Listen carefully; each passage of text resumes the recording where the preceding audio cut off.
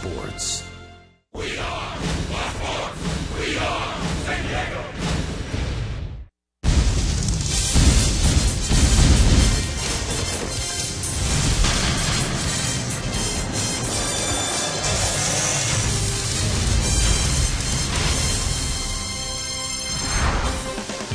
It's a Friday night in San Diego. The All-Star game has come and gone, and Seth Smith hopes to keep up right where he left off. Outstanding numbers so far in the month of July to go with a good season overall. The Mets are in town. Curtis Granderson, the big free agent acquisition this offseason for the National League team in New York. He comes over from the American League team in New York. Good numbers in his career against the San Diego Padres. Good evening and welcome to Petco Park tonight. The second half of the 2014 season begins with the New York Mets and their 45-50 record to take on the San Diego Padres 41-54. Inside the booth, along with Mark Sweeney, I'm Jesse Agler. Starting pitcher tonight for your San Diego Padres, Ian Kennedy, and he has been outstanding as of late. Yeah, he has been outstanding. He is the workhorse of the San Diego Padres pitching staff. And if you look at the numbers, they really pop out at you. Only a 2-0 record, .84 ERA. You can see 133 strikeouts coming into the All-Star break. Ian Kennedy is that 21-game winner at Arizona that looks like that form. He looks very comfortable with all of his pitches, working both sides of the plate, and an improved breaking ball to go along with those numbers. All right, the trade deadline is coming up. That's big news for most teams around baseball, certainly for these two. And Sandy Alderson, the former Padre GM, now running things for the Mets. He's got some big decisions to make over the course of the next week and a half or so. And we'll start with tonight's starting pitcher, Bartolo Colon. Well, Jesse, everyone's talking about starting pitching at the trading deadline, and you also look at a guy that is a horse in Bartolo Colon.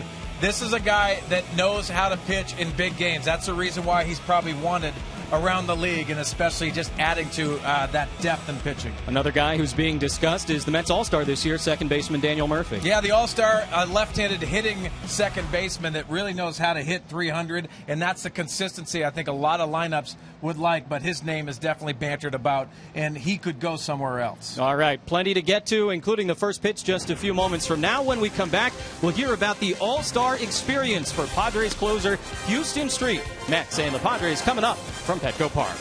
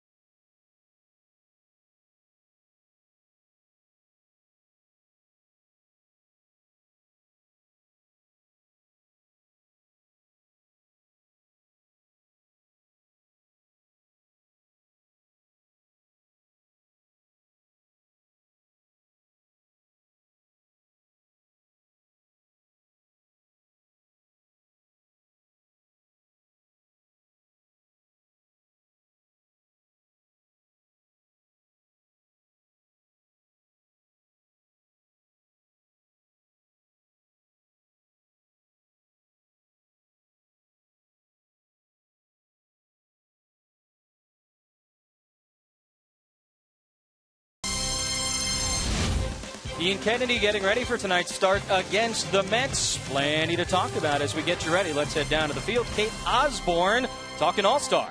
Yeah, thanks, Jesse. And in talking to Houston Street about his second appearance as an All-Star, he said there are many wonderful memories.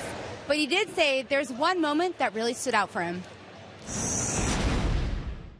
One of the coolest moments as an individual is when you're on the field, kind of right after announcements, and you look to your left and you look to your right, and the recognition and the realization of where you are in this moment in your career. I'm standing on the field, on the foul line, as a Major League Baseball All-Star. Houston continued to say that it was wonderful to share the time with his wife and kids and also share the experience with his teammate Tyson Russ. Jesse, out of all the things that happened during the All-Star Week, what was your favorite moment? Kate, for me, it's always the pomp and circumstance before a big game, the introductions of the players out on the field, whether it's a playoff game or an All-Star game. Love that stuff. When we come back, we will meet the Mets. Starting lineup for New York coming up, along with the first pitch of tonight's ball game, Ian Kennedy and Bartolo Colon coming up on Fox Sports San Diego.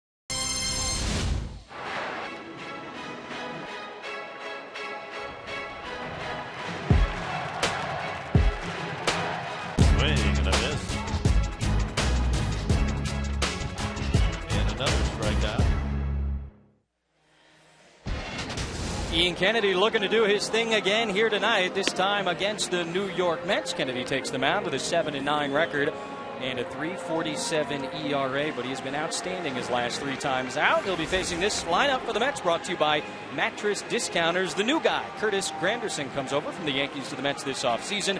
Daniel Murphy at second base, David Wright at third. Lucas Duda cleaning up, Kennedy's teammate at SC. Travis d'Arnaud behind the plate. Kirk Neuenhuis left, Juan Lagares, the outstanding defensive center fielder, shortstop Ruben Tejada, and the opposing pitcher who loves to hit, Bartolo Colon. Time for our scouting report, brought to you by Jaguar of San Diego. For Ian Kennedy, had a lot of curveball success in his recent starts. That is a good thing, and also strikeouts when needed. 133 Ks going into the All-Star break and into this start. He has been dominating, especially up with that fastball. Granderson steps in, Kennedy ready, and on a Friday night in downtown San Diego, we are underway with a 92-mile-per-hour fastball for strike one. See Granderson's numbers on the season just a little bit misleading in the sense that he started off so poorly, he's really had to dig himself out of the hole. He's been better since about the second week of May. Kennedy gets the fastball on the outside corner, 0-2. Ian Kennedy, Curtis Granderson, once part of a trade together. The deal that sent Granderson from the Tigers to the Yankees saw Kennedy go from the Yankees to the Diamondbacks. The 0-2, inside, ball 1. Well, you see Ian Kennedy attacking early in this at bat. That tells you a lot, and especially trying to establish that inside part of the plate.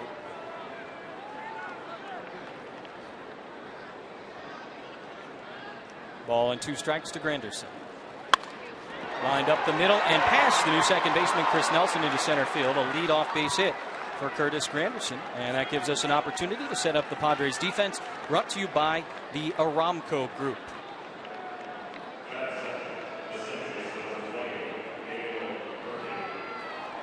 Out in left field for the Padres, Carlos Quentin. Will Venables in center, Seth Smith in right. Around the infield, left to right, Headley, Amarista, the aforementioned Chris Nelson. Jake Gobert with Yasmani Grandal. Back behind the plate. Played some first base last weekend in Los Angeles. Comes out of the All-Star break behind the dish. Leadoff base runner for the Mets, and now their All-Star Daniel Murphy steps in against Ian Kennedy. Pitch misses downstairs, 1 ball and no strikes. Murphy hitting just below 300 on the year, 7 homers, 37 RBI, and that's pretty much exactly the kind of guy that he is. Yeah, not a mental break for Daniel Murphy for the All-Star break, but what a cool moment, and congratulations to him being an All-Star. Reaches for that fastball, comes up empty, 1-1.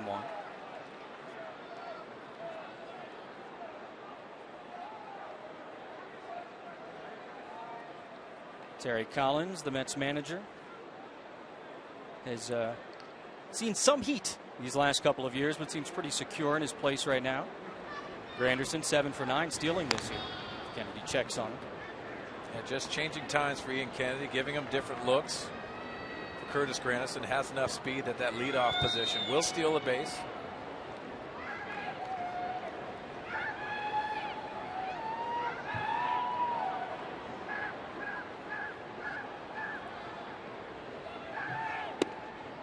One misses down and outside. 2 balls and a strike. Granderson at times can be the prototypical leadoff type guy. At times he's not. He's got the home run power. A lot of career leadoff home runs. Well, 3rd in walks, and that's the reason why he's probably at the top of the lineup. Trying to get somebody on, try to create some problems early. 2-1 to Murphy. Catches the lower part of the strike zone. 2-2. Bud Black looking on. Padres held a team workout here at Petco Park yesterday. Part of the deal, coming back from the All-Star break, use that extra day. And sometimes that can feel like you've just picked up a bat for the first time. You're not used to the extended days off. Usually it's only 1. Then you have to adjust from there. But 4 days of mental rest is the important thing. Murphy tries to dig that one out, fouls it out of play.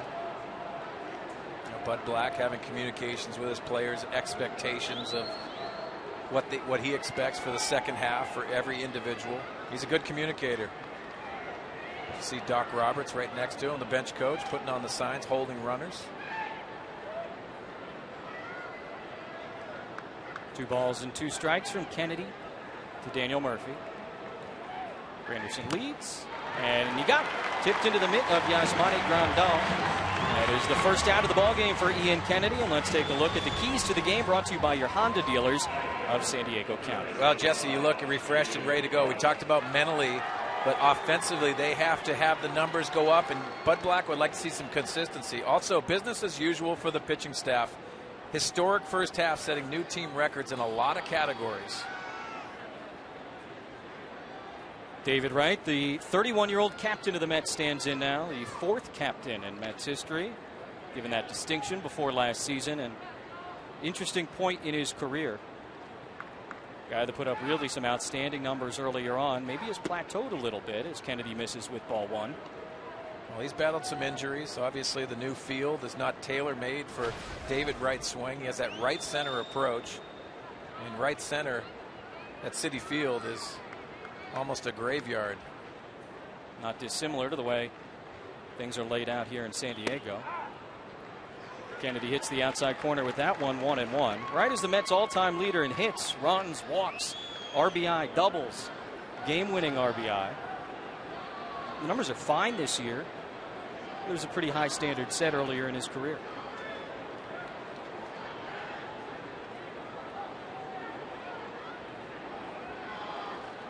1-1.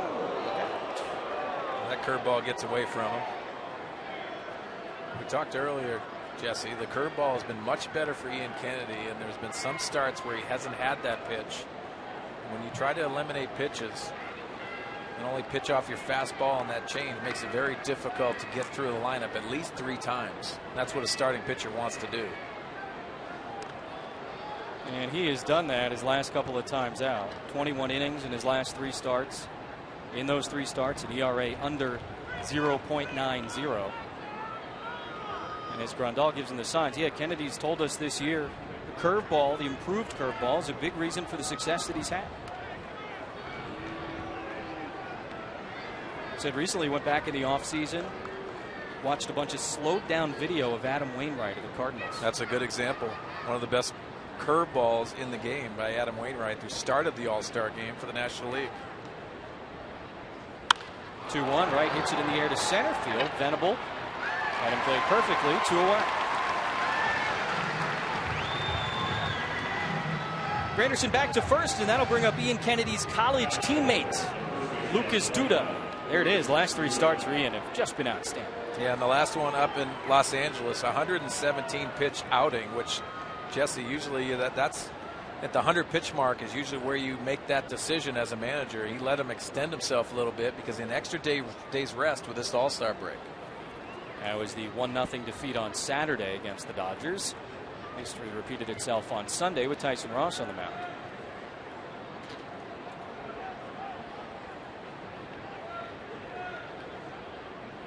Duda, Kennedy played together at SC. Couple of Trojans. Swings at the first pitch, fouls it back. Faced off against one another a couple of times previously. Oh, Jesse, here's the shift. The shortstop is right behind second base for Duda.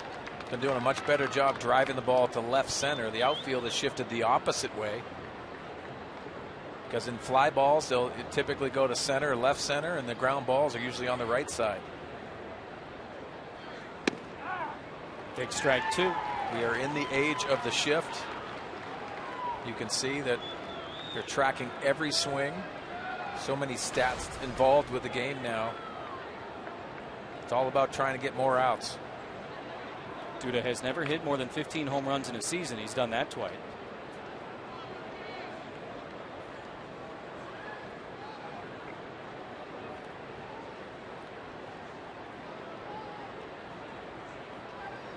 Check on Granderson.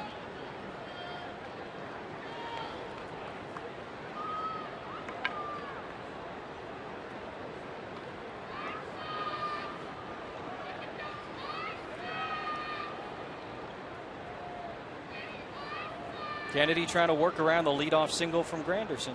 The 0-2 to Duda, checks his swing, and it hit him. They want the appeal to see if he swings. No swings at the third base umpire, Eric Cooper. And so Duda goes over to first base. Granderson advances to second, and a tough break for Ian Kennedy. Yeah, it's that curveball down and in to the left-handed hitters, and we'll watch it go off. It looked like that back foot. You actually bounced and went off his knee. Loses a curveball on 0-2, and so he loses Duda. That'll bring up the catcher, Travis d'Arnaud. What an interesting story he's been. You talk all the time about guys getting sent down to the minor leagues to try and work things out. You don't often hear of an example as extreme as d'Arnaud's. And look, the .217 average, obviously not where he wants it. But he was having a miserable season before he was sent down to AAA. And in 15 games at Las Vegas, he tore the cover off the ball, strike 1. I think a lot of it has to do with that back foot and the plate coverage. We talked to some of the Mets personnel, and they talked about that right foot right here.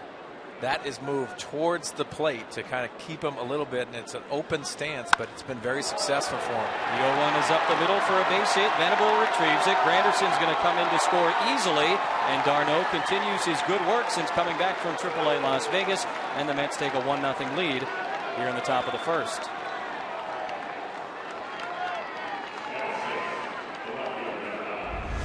Just RBI situations, you want to use the middle of the field. This ball leaks over the middle of the plate. Wanted on the outside. And credit d'Arnaud just using the middle of the field in an RBI situation. 2-out RBI. So now first and second, 2 away, and Kirk Neuenhuis steps in. 26-year-old from Santa Monica, hitting over 300 this year. Came up originally back in 2012, played 91 games for the Mets that season. Really now putting it together for the first time. I think, Jesse, take some time, and sometimes you get sent down. You try to absorb everything that's been taught to you at the big league level. When you're here at the big league level, you have to produce. And so many times it's so stressful if you're not producing. And NYN has made some nice adjustments. Due to the runner at second, d'Arnaud at first. Not a lot of speed on the base paths for the Mets. Padres don't hold either runner on. Jesse, this is a guy that swung and missed a lot. So that's the adjustment he's made. He's tried to shorten the swing up. So that is usually the adjustment from the young hitters in the game. They get up here, try to power the baseball, overswing. And if you start fouling balls off, you're going to be an out fairly quickly. It's a great lesson in patience because this guy's a third-round pick, a high draft pick. You expect immediate things over when he comes up from the minor leagues, and he's kind of given that opportunity. And obviously he did what he needed to do in the minor leagues to get that big league call-up 3 years ago. But he had to go up and down a few more times before it really clicked for him this year. Well, you can be hard-headed when you're a high draft pick because everything has worked to that point to get to that high draft pick. You don't want to make adjustments of what's worked for you leading up to that. 1-1 to NYN. Catches the outside corner. You can see on Fox Tracks Kennedy working him away, and he's ahead in the count now, 1-2. Darren Balsley looks on, and Kennedy's got to be frustrated about that hit by pitch to Lucas Duda. 2 outs, 1 on, 0-2 count. Helps lead to the Mets run. 1-2 in the dirt. Grandal keeps it with him. Try to get him to chase a curveball down, 2-2. You might not think that's an important job by Yasmani Grandal, but that breaking ball in the dirt and being able to block it, keeping it in front, gives that confidence to Ian Kennedy. He can throw that with 2 strikes. Yes, Duda's ball actually hit him, but that's almost a bad break. You want to be able to spike it with 2 strikes.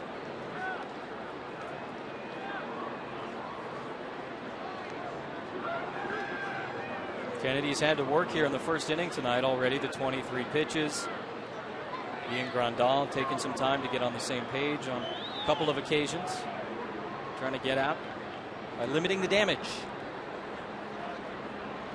2-2 to NYN. A little bit too far outside, and the count now full. 3 balls and 2 strikes, and that'll give Duda and d'Arnaud a head start. Try and get away from the pigeons. Yeah, we got a flock of pigeons that are trying to play the game. You can see them. They're trying to look for a position to play. They're playing a shift out there. Trying to hit with the pigeons flying behind Ian Kennedy. 3-2, fouled back. It's a dangerous place to be. Everybody remembers Randy Johnson, of course, but one of the Tin Caps pitcher a week or 2 ago, he got one for the Padres in the minors in Fort Wayne. Well, I don't blame him for trying to play the infield here because this is a beautiful infield. Luke Yoder, a lot of stuff in the grass that they're looking for. That's right. All-star break, you reseed, fertilize. It's tasty for the pigeons, apparently. Kennedy will check Duda at second base. Well, they're loading up on that second base side.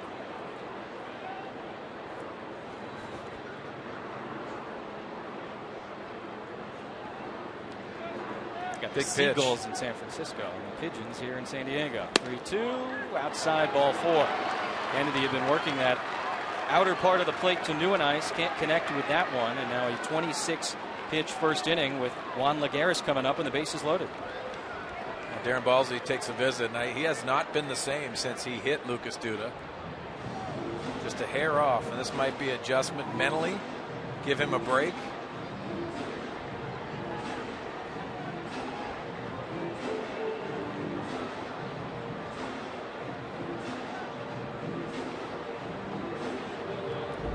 Jesse, let's take a look at Ian Kennedy and his motion. Really simple approach. Really rides his legs very, very well. And he likes to locate, and that's the example of Ian Kennedy. The first couple of pitches, getting ahead of the hitters so he can expand the zone. Duda, d'Arnaud, and NYN. Third, second, and first. 2 away, bases loaded. Mets making some noise here in the top of the first inning. Lagares takes high outside with the fastball, 1-0. Bartolo Colon is sitting somewhere in the Met dugout enjoying himself. He's had some rough first innings so far this season. Already got 1 run of support. And he's hoping Lagares can provide a little bit more. Fouled back, 1-1. Well, this would be a big boost for Ian Kennedy, only letting up 1 run after hitting Duda and being off mechanically just a tad. Lagares known much more for his defensive abilities than his offense, but he's starting to come into his own at the plate. Up near 300 in limited work this year. That one gets away, and the runners will have to hold. Grandal didn't let it get too far. And Duda, as mentioned, at third base, not the fastest guy on the field right now. Jesse, this is yanked, and this is a great job by Yasmani Grandal. And with that breaking ball, it actually bounces back to the catcher, but he does a nice job trying to keep it in front, keeping that runner at third base. Nice job, Yasmani. May have saved a run. 30th pitch of the inning coming for Ian Kennedy. 2 balls and a strike to Lagares. Runners take their leads. And it's slapped foul down the right field line. Into the seats, 2-2.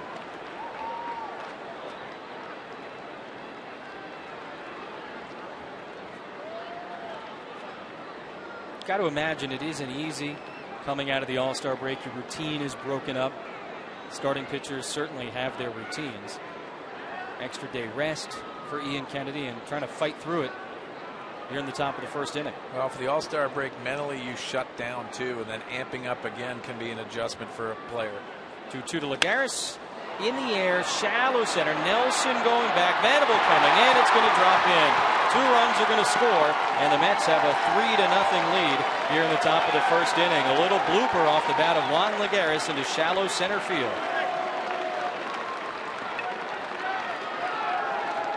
2 outs, runners are going. Duda and Darno come home. That's a split change that he gets off at the end of the bat, and luckily he gets it off the end of the bat because this sinks into center field. Will Venable doesn't get a good read. You see Nelson going back, giving effort.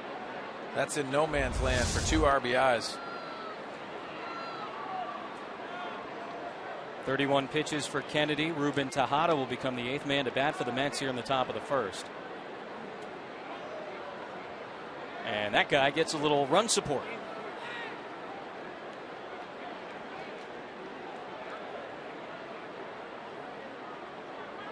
Tejada, the Mets shortstop. 237 average on the season. First pitch swinging. This will be Nelson at second base. Makes the catch, and the side is retired. However, the Mets do get 3 runs on a couple of hits. And Seth Smith will be coming up when we return. Chase Headley, Carlos Quentin to follow. Mets lead at 3-0 after half an inning at Petco Park. And that ball is drilled to right field. That's got a lot of distance, and Smith will touch them all. Oh, my.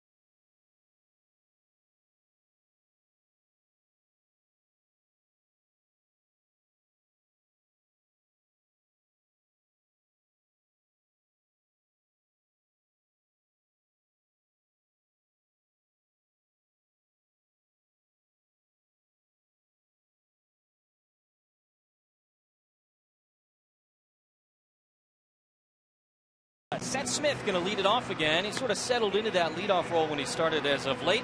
Chase Headley bats second. Carlos Quentin in left field tonight hitting third. Yasmani Grandal catching and cleaning up. Will Venable, Jake Gobert gets the start at first base tonight. Chris Nelson in his first game as a Padre batting seventh. Alexi Amarista gets another start at shortstop hitting eighth. And then the pitcher, Ian Kennedy, here tonight. Bartolo Colon. Well, it's a scouting report by the veteran right-hander. And first inning jitters. Opponent batting average 349 in the first inning. He makes the adjustment from there. He's also led up 18 first inning runs in 18 starts. A lot of fastballs tonight. The Padres have to get on that two-seamer. 41-year-old making his 19th start of the season. Won the Cy Young Award in 2005. And he delivers strike one with a fastball to Seth Smith. Talk about it. Teams have hit him well in the first inning, and so got to be very happy with the run support he got in the top half of the first tonight. Smith takes strike two, and that's Bartolo Colon. He's going to throw you a lot of strikes. Yeah, a lot of two-seamers, a lot of run on that arm side, and Seth Smith is probably going to get a changeup and that slider, but very aggressive with his fastball, and he'll also reach back at times and get up to 94, 95 miles an hour. Too far outside that time, and the count 1 ball and 2 strikes. Smith in the series against the Mets back in June did a really outstanding job getting on base. He had just 1 hit, but he walked 5 times in the 3 games at Citi Field. Certainly look for the on-base numbers when he's hitting out of the leadoff spot like tonight. This time, however, the changeup gets him. And Smith down on strikes for the first out of the inning. As we take a look at the defense for the New York Mets, it is presented by Honda. We'll start in the outfield. Left fielder is Kirk Neuenhuis. Mentioned Lagares out in center field. Granderson in right.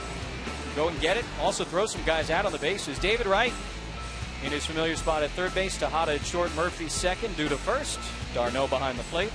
And Bartolo Colon, who made his big league debut back in 1997, is out on the mound. Chase Headley. Big strike one from Colon. Fastball on the outside corner. 0-1. Chase, 29 RBI, leads the Padres in that department. Hits this one foul out of play left side. 0-2. It's going to be interesting, Jesse, to see the Padres and how they attack Bartolo Colon. We talked about the fastball heavy. It's more of that run, but he'll take a little bit off it. Watch the velocity on his pitches. When he takes a little bit off, he gets a little more run and sink with those fastballs. 0-2 to Headley, and just a bit outside. Well, this right-hander used to reach back and throw 97, 98 miles an hour with ease. He's changed his repertoire, but he knows how to pitch and get outs. Ball 2 strikes. Headley in the air to left field. Neuenhuis comes in a couple of steps, makes the catch, and quickly 2 gone for Colon here in the bottom of the first. Well, that's a good approach by Chase Headley, going the other way with that pitch that's off the plate. You're going to have to cover that outside part of the plate and even a little bit more. Bartolo Colon, that veteran right-hander, is going to get a bigger strike zone with Tom Hallion, the home plate umpire. 2 outs, nobody on. For the Padres here in the bottom of the first inning, the Mets got 3 runs, all with 2 outs in the top half, including a bloop 2-run single from Juan Lagares. Quentin takes outside, ball 1. You can see Carlos deep down in that stance. He's definitely been tinkering with the batting stance a lot the last week or so. Well, Jesse, I think he wants to get on his legs just a little bit more and have that feeling. That's what he's normally doing when he's.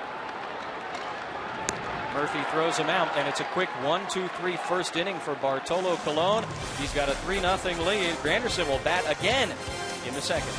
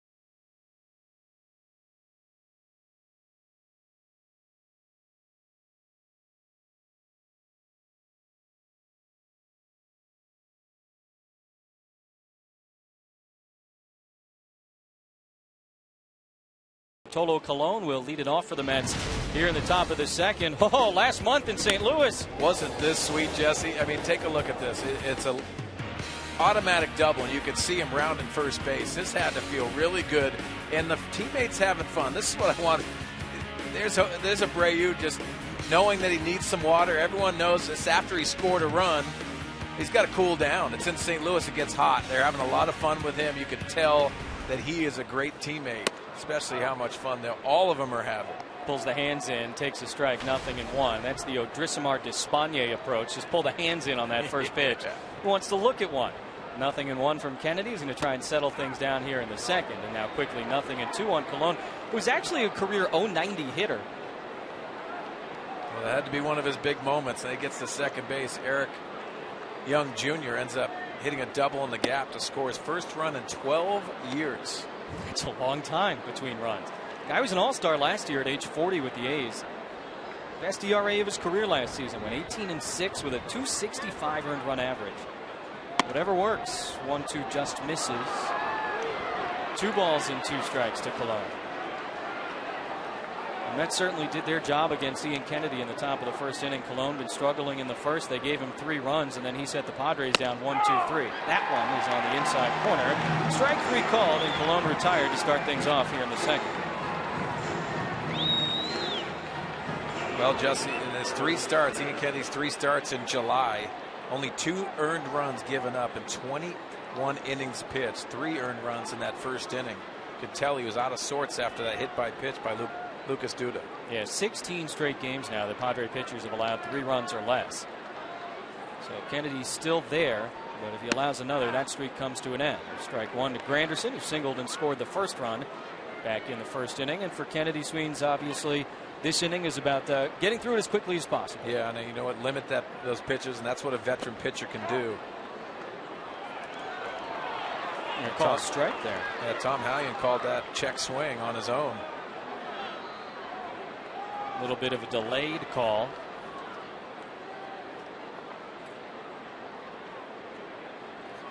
Grandal was asking for the appeal from the third base umpire, and the home plate umpire, Tom Hallion, just called the strike. So 0-2 to Granderson. This is high and outside. Saw them back at Citi Field meet up earlier this season, Granderson and Kennedy, and on Sunday afternoon, Curtis Granderson went deep. You can see him pulling his hands in, using his lower half. That's a big home run at Citi Field. During the day, the ball will travel just a little bit more, but pretty swing. Granderson put the apple up. 1-2, goes down and digs it out. Nice diving stop by Gobert. Throw to first is not in time. Kennedy got over there, but Granderson still runs well, and he beats it out for an infield single.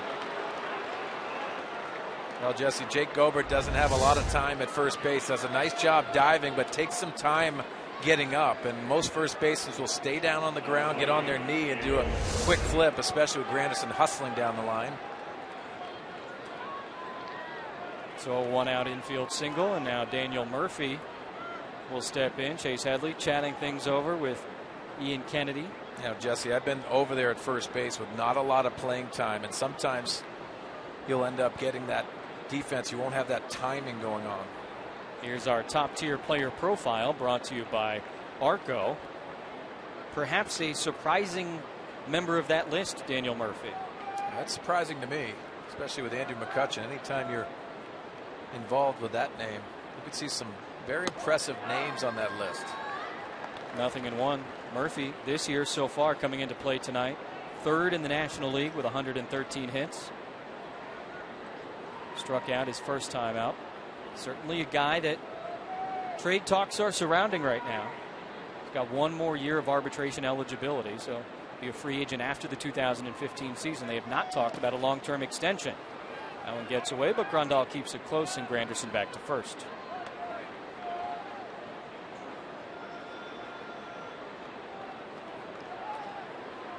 This time of year always starts those conversations. Yeah, and especially on losing ball clubs. The Mets have had a tough year to start now. They had a good finish to the first half.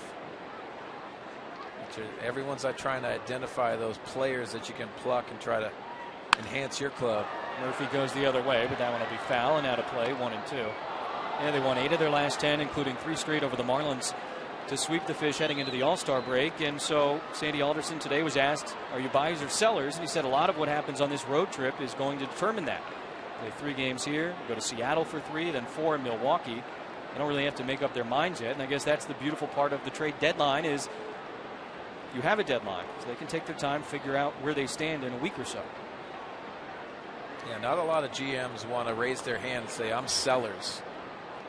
And that's a difficult place because you don't want to send that message to the locker room. And that's tough to go out there as we see the NL East right there, the standings.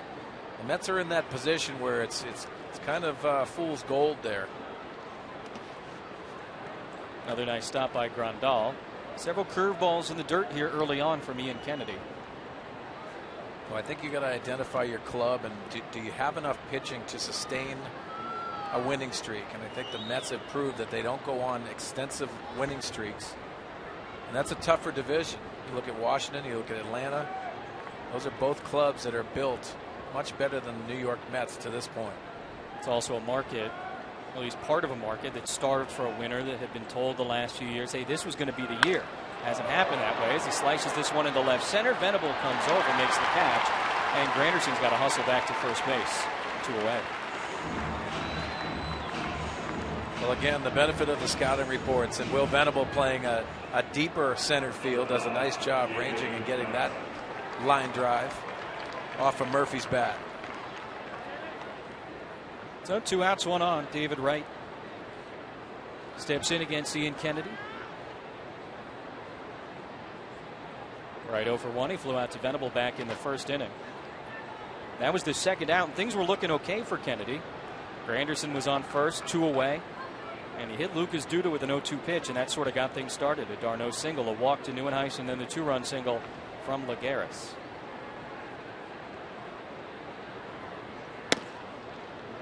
Fastball misses away to right, 1-0.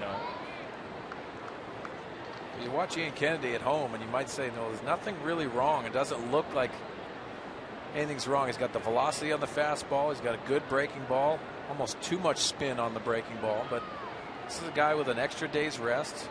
You wonder if he's in that rhythm yet. Looks just barely off, enough off to really get behind hitters and challenge yourself mentally.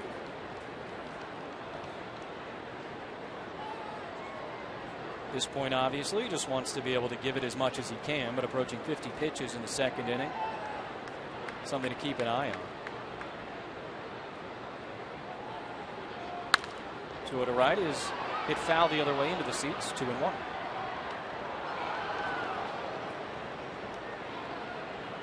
Lucas Duda would be next.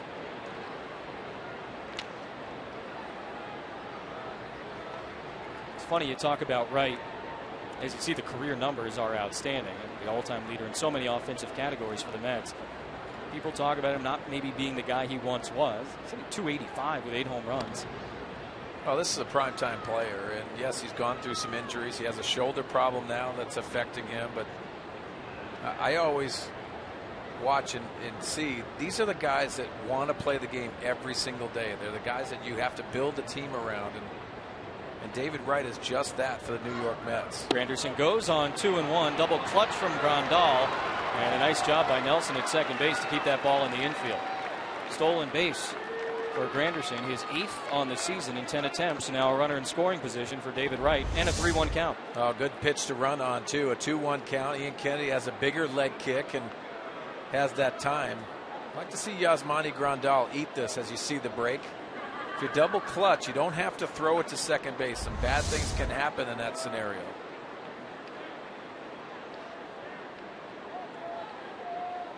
Granderson on second, 3-1 to right. He's way behind the fastball. And the count full now, 3 balls, 2 strikes. 93 on that fastball. See Ian Kennedy, he can reach back and do a lot of good things, especially with that fastball. Not known as a power pitcher, but he knows when to really reach back, get behind that baseball. Saw it last Saturday in Los Angeles. Late in the game, he was getting it up there. 3-2 is looped over to second base. Nelson on the outfield. Grass makes the catch, and the side is retired. No more for the Mets, and we'll go to the bottom of the second. 3-0 New York.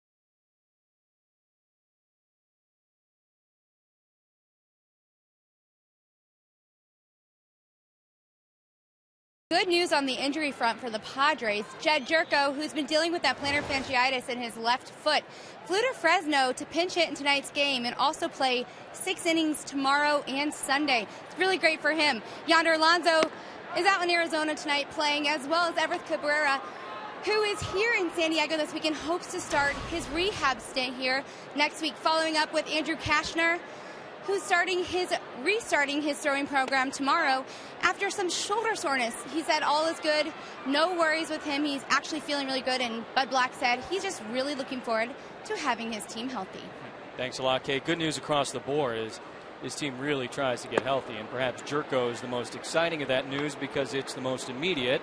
Everth Cabrera has been out for some time. Jerko, 3/4 of your infield has been missing for an extended period now. Makes it very difficult for Bud Black to manage. Obviously, those guys that were hurt didn't have the numbers that you saw, especially offensively, but it is nice to get your players back and what you're so used to when you make out that lineup, Jesse. As Monty Grandal back in the lineup behind the plate. He started 2 of the last 3 games at first base. 2-2 from Colon, who had an easy first inning, and this one fouled off out of play. Well, early in this game, Bartolo Colon is telling the Padre hitters, I'm going to throw that fastball. I'm going to work on that outside part of the plate. I want to see if you can adjust to it. And that's going to be his plan until you prove that you can take it the other way.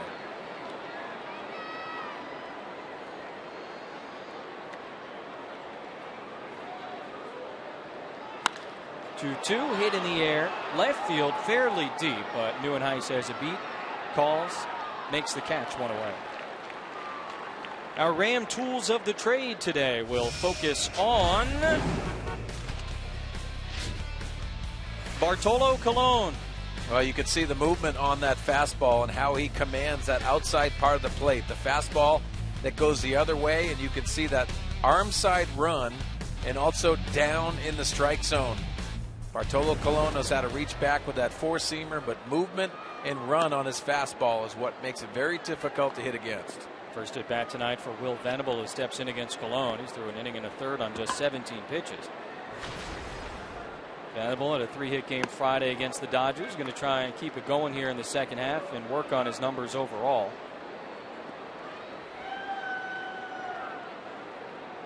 Padres as a team trying to get the offense in gear here in the second half.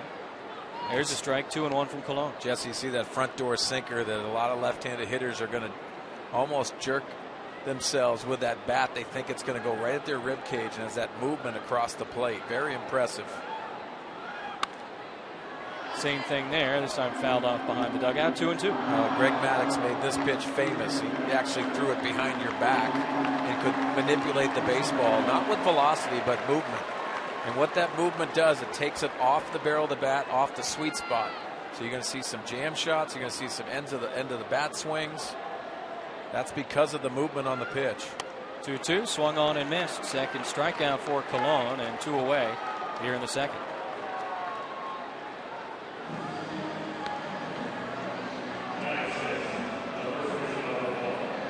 Well, we've seen multiple miles per hour on the fastball. That's 92 with that 4-seam fastball that'll add just a little bit of velocity on top of it to give you a different look.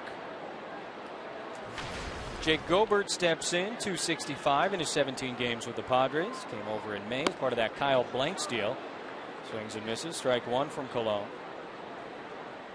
Last road trip was a special one for Gobert. Hit his first career big league home run in Colorado. Yeah, that was awesome to see.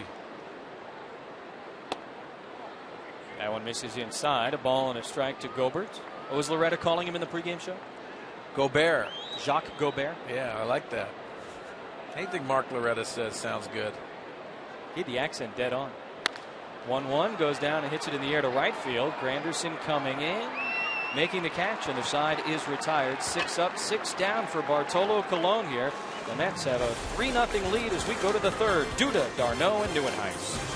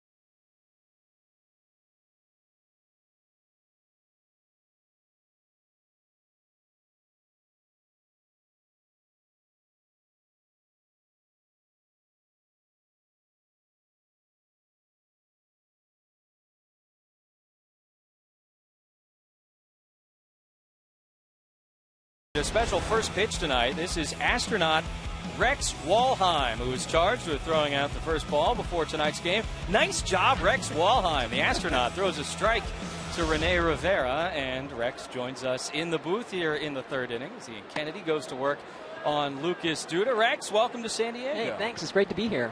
It's our pleasure and appreciate you spending some time with us. How did the ceremonial first pitch go for you? Well, that gravity thing kind of messes up astronauts. It drug it down. I mean, it just can't do it. 0G, that's great. Gravity. He's got gravity jokes, Sweeney. He's got gravity jokes. I love it. Hey, Rex, we saw you down the left field line practicing That's before. right. I mean, Yep. was it stressful for you? How'd it feel? I have been less nervous on a spacewalk than I'm doing throwing out a first pitch, let me tell you. And my brother and my sons wouldn't let me throw from in front of the mound. They go, nope, you're going on top of the mound. You got to That's go up right. there. You bet. 2 balls and a strike to Duda. Really more nervous than walking in space. Yeah, and walking space, I know what I'm doing. And, there are times where you get a little nervous when you do that. But overall, I can calm down and do my job because I'm trained so well and do it over and over again. But doing something new, that's tricky. 2 balls and a strike to Lucas Duda. He sprays this one foul outside of third, 2-2.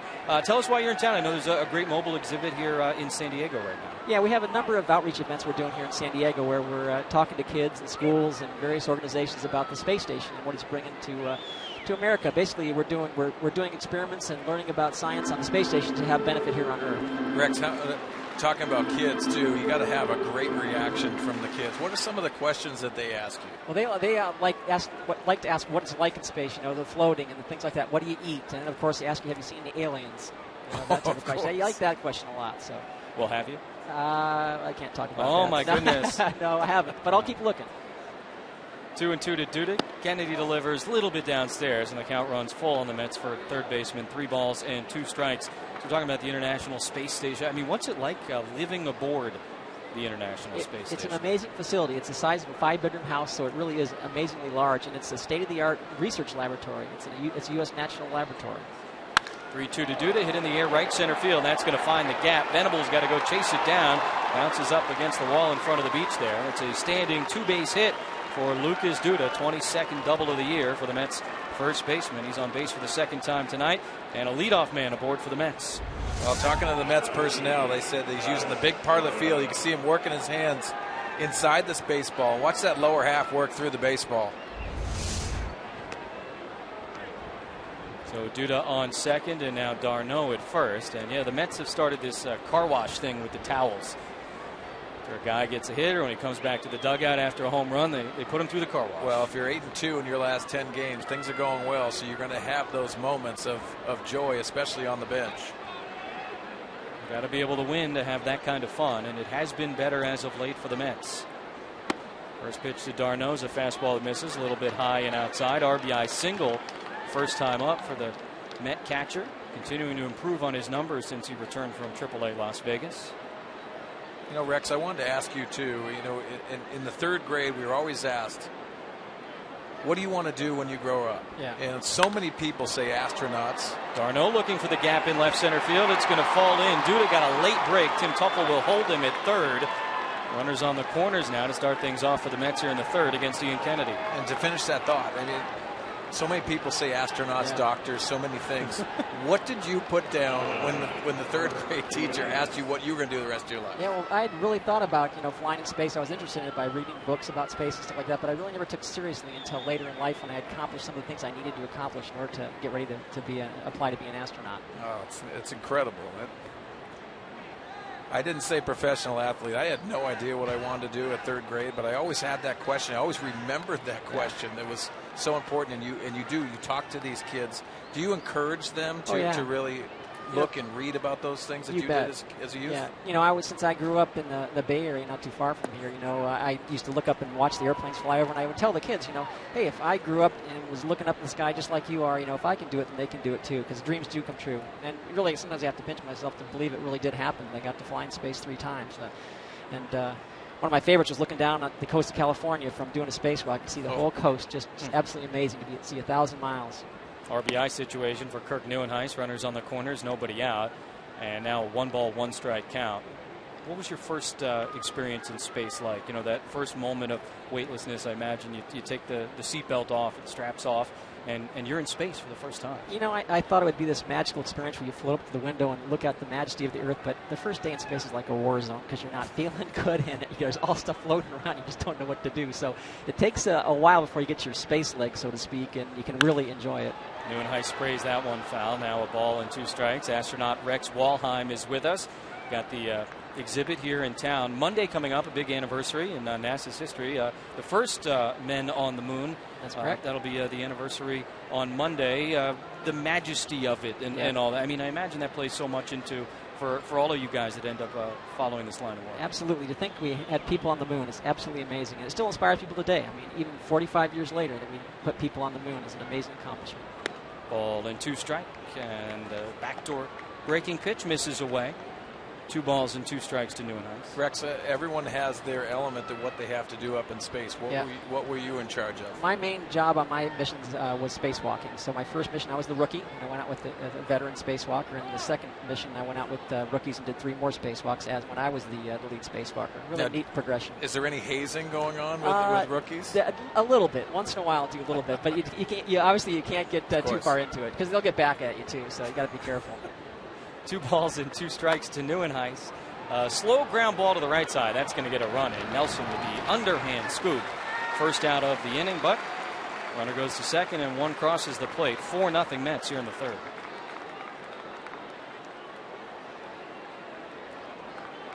So the RBI ground out for Neuenhuis. Lagares, who drove in a couple of runs in the 1st inning, comes up. D'Arnaud on second, 1 away. 3 of the runs being brought home by the Mets, not on particularly hard hit balls, Mark. Yeah, and you know what? Ian Kennedy just has to fight through this because there's some things he's just missing location, and location is always the problem when things are just a hair off. Lagares bends away. You can see the curveball, it's backing up on him. Just doesn't feel like he's in sync tonight as much as we've seen in the last 3 starts. Cody Black with an eye on his starter. Got an opportunity to reset the rotation coming out of the All-Star break. This is an honor for Ian Kennedy being asked to start this game, being told he's going to start this game. Well, I think he's deserved this opportunity, especially coming out of the break, the way he has pitched. You know you have a healthy bullpen as Yasmani Grandal goes out, tries to get on the same page. Seen that a few times tonight. Well, Rex, what's next on the agenda for you this week? And there's so many things going on. What's next for you? Well, I had a chance to speak to some kids today, and I was on the USS Midway yesterday, which was incredible because I actually got to ride on that when I was a kid. And from the Bay Area, they actually had a program where you could go out on a cruise just for a 1-day cruise, and I got to watch them launch the jets, and it really inspired me 40 years ago. And so that was the first time I've been back on it. Was yesterday. It was really awesome. Neat experience. It's incredible. Got to meet a guy who's been to space today. That's pretty cool. Mark Sweeney, astronaut Rex Walheim, really appreciate you stopping by. Thanks for your time, and congratulations on all the fun stuff that you've had the opportunity to accomplish. Thanks, Jesse. I appreciate it. It's been a pleasure. Great to meet you. Thanks, Mark, Rex. I appreciate it. Thank you. Astronaut Rex Walheim. 4-0 Mets. Now a 3-ball, no strike count to Lagares. The base open. Ruben Tejada is next.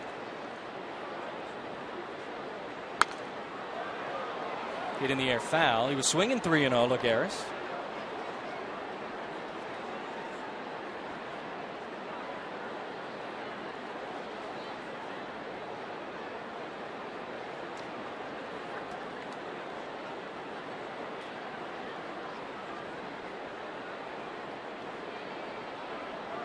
Didn't ask him about Tan. No. 3-1 in the air right field. This could be interesting. Smith makes the catch, but no tag for D'Arnaud. He goes back to second base. And so now 2 away. Coors Light cold, hard facts. Let's talk about Ian Kennedy right here. The strikeouts have been a big part of his success so far this season. Yeah, and you can see that with Andy Bennis with 138 in 1994. 94, excuse me. That was the ace of the staff for the Padres. And Ian Kennedy continues to improve, and that velocity. See, last year he pitched a lot at 91, 90 miles an hour, and we're seeing 94 with location. That's impressive.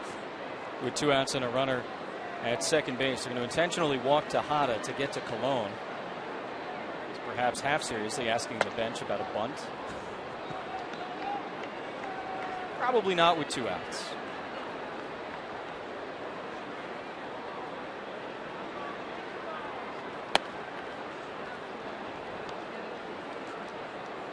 Mets with 3 runs in the first, another here in the second. A leadoff double by Duda, a single by d'Arnaud. And Neuenhuis bringing the run home with the RBI groundout. As you get ball 4 to Tejada on a beautiful night in San Diego. First and second, now 2 outs. And Colon, who struck out looking his first time up, steps to the plate.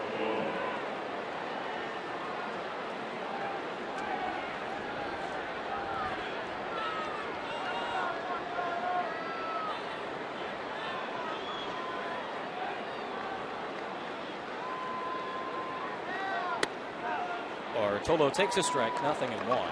You could see that hitting style for Bartolo Colon. That left foot starts stepping towards third base. That tells you, he raises his hand saying, I'm uncomfortable swinging the bat. You can tell that without the foot. Reaches for that one, pops it up behind the plate. Grandal giving it a look, but it'll find about the 5th row back there. 0-2.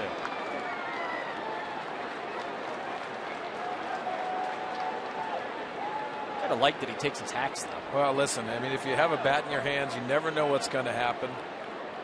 And I always heard it's better be lucky than good sometimes. And you can see the swing. He's just trying to put the bat on the ball. Kennedy trying to finish Colon and the top of the 3rd. Got him. Strikes out Bartolo Colon, and the side is retired. 3rd K for Kennedy, but another run for the Mets.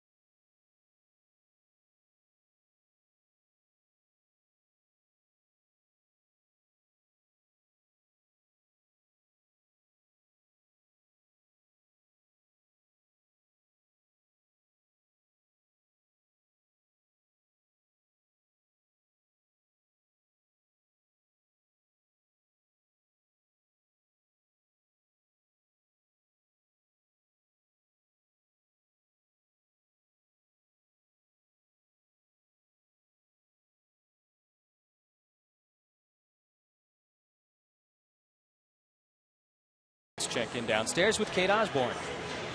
Well, there is a new guy in the clubhouse here in this series. His name is Chris Nelson. And there's a couple of things that are very interesting about him, and I thought you guys should know this.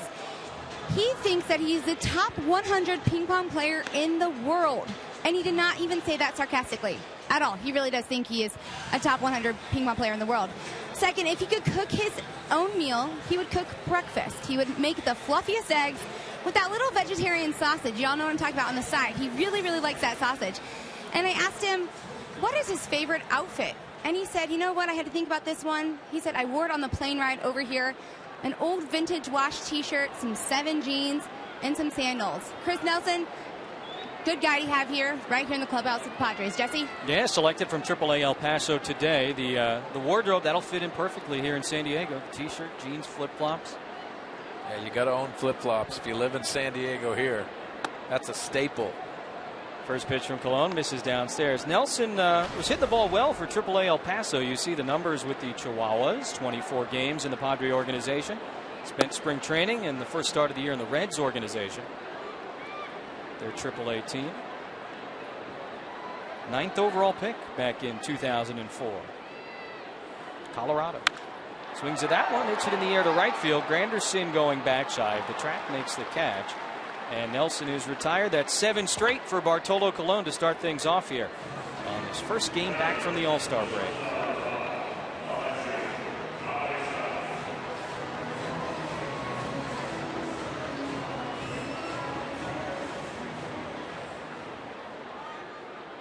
Alexi Amarista continuing to fill in for Everett Cabrera at shortstop. Hit the ball nicely over the course of the last couple of weeks. Takes a fastball, called strike. Yeah, a lot of those first pitch fastballs have been on the outside half, especially for the left-handed hitters. Then he starts progressively working in if they don't show that adjustment. Fouls this one off 0-2, and so David Wright, the third baseman who had been playing in on the grass, now going to back up onto the infield dirt. Same for Duda over at first. Threat of the bunt gone with 2 strikes.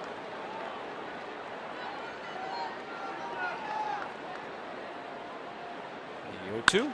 Amarista hits it in the air down the left field line. Neuenhuis going over, giving it a look, but it's into the seats. Foul ball. You can see Alexi Amarista looking good on that outside fastball, making that adjustment. I'd be surprised if he went in on this fastball with that 2-seamer and see if he can catch the corner. Mr. Met changed his headpiece. 0-2. Amarista up the middle past Murphy and into right field for the first hit of the night for the Padres. Murphy kind of hesitated over at second base, then dove, but the ball was past him. Well, I think because it was just pured, and you take a look at the location on this fastball, tries to go in and runs it over the middle of the plate. And Alexi Amarista, that short stroke and using his hands, he is much improved with the playing time, especially at shortstop. You see Murphy trying for that hard one-hopper. Nice job by Alexi Amarista, that adjustment. Looking good on that outside edge and adjusting with his swing inside. Potential sacrifice situation now for Ian Kennedy, his first time up. Takes the ball, 1-0. Kennedy does have a home run this year. First of his career earlier this season. Batting 129 here in 2014. These Padre pitchers take their hitting very seriously. Squares to bunt again. Fouls it off at the plate, 1-1. Well, with Bartolo Colon being aggressive with the fastball, it might not be a bad idea for Ian Kennedy to take his shot. Tried to get that bunt down, but this is a guy that you pretty much know a fastball is coming. He's very aggressive. With the Padres down 4-0, could be a possibility. Amarista's got a pretty big lead over at first. Kennedy again squares to bunt, pulls back and takes one a little bit outside. 2 balls and a strike.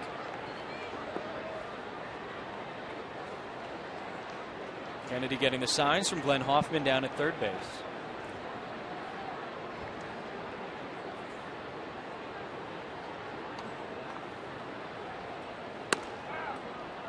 That one's a called strike, 2-2. Movement on that fastball by Bartolo Colon. You can see Ian Kennedy even pulling that bat back, thinking it's off the plate. And that run on the fastball, catching the edge.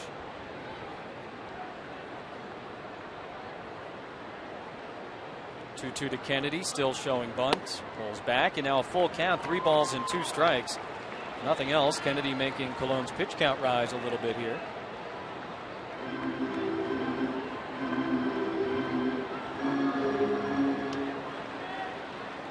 Seth Smith is next. First 3-ball count of the night for Colon. Kennedy pulls back, takes a hack, and fouls it off the right side. He's swinging on the full count. Well, David Wright is very aggressively on the grass with 2 strikes. Ian Kennedy has shown bunt with 2 strikes. That's the reason why he's in right here, forcing him to swing the bat. Squares to bunt and puts it back into foul territory. So that's a strikeout. Kennedy unable to get the sacrifice down. Amarista stays at first. Colon gets his out, and Seth Smith will bat with 2 away.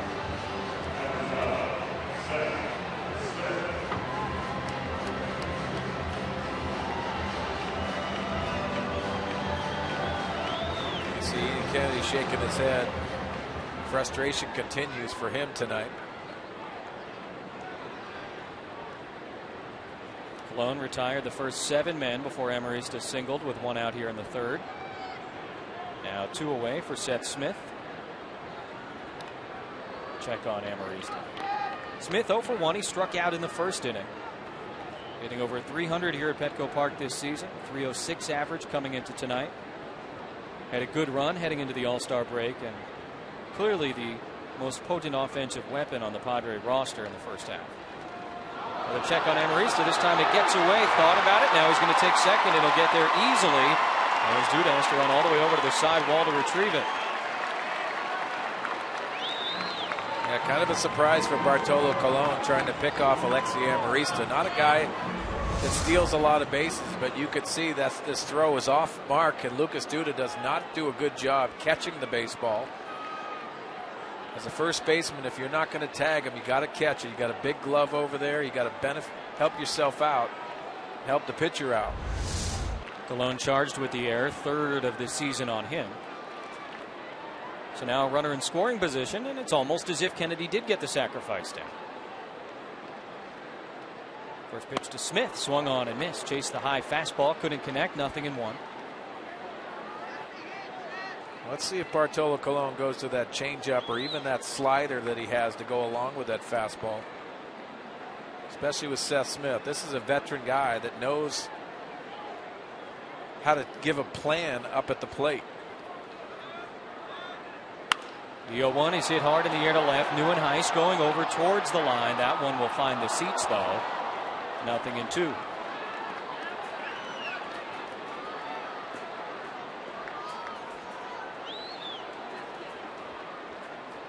Football giants with the ball. It's such a good feeling seeing the kids grab the ball and the expression on their faces. 5 of 10 hitters have been 0-2 on Bartolo Colon. Very aggressive approach with the fastball. And no surprise, that's what he does. Amarista leads off second. 0-2 to Smith. Fouled off left side. NYN coming over, but that one will find the seats. You know, Jesse, we've talked about the struggles for the Padre offense, and you talk about it ad nauseum, but you have to do a much better job with a fastball.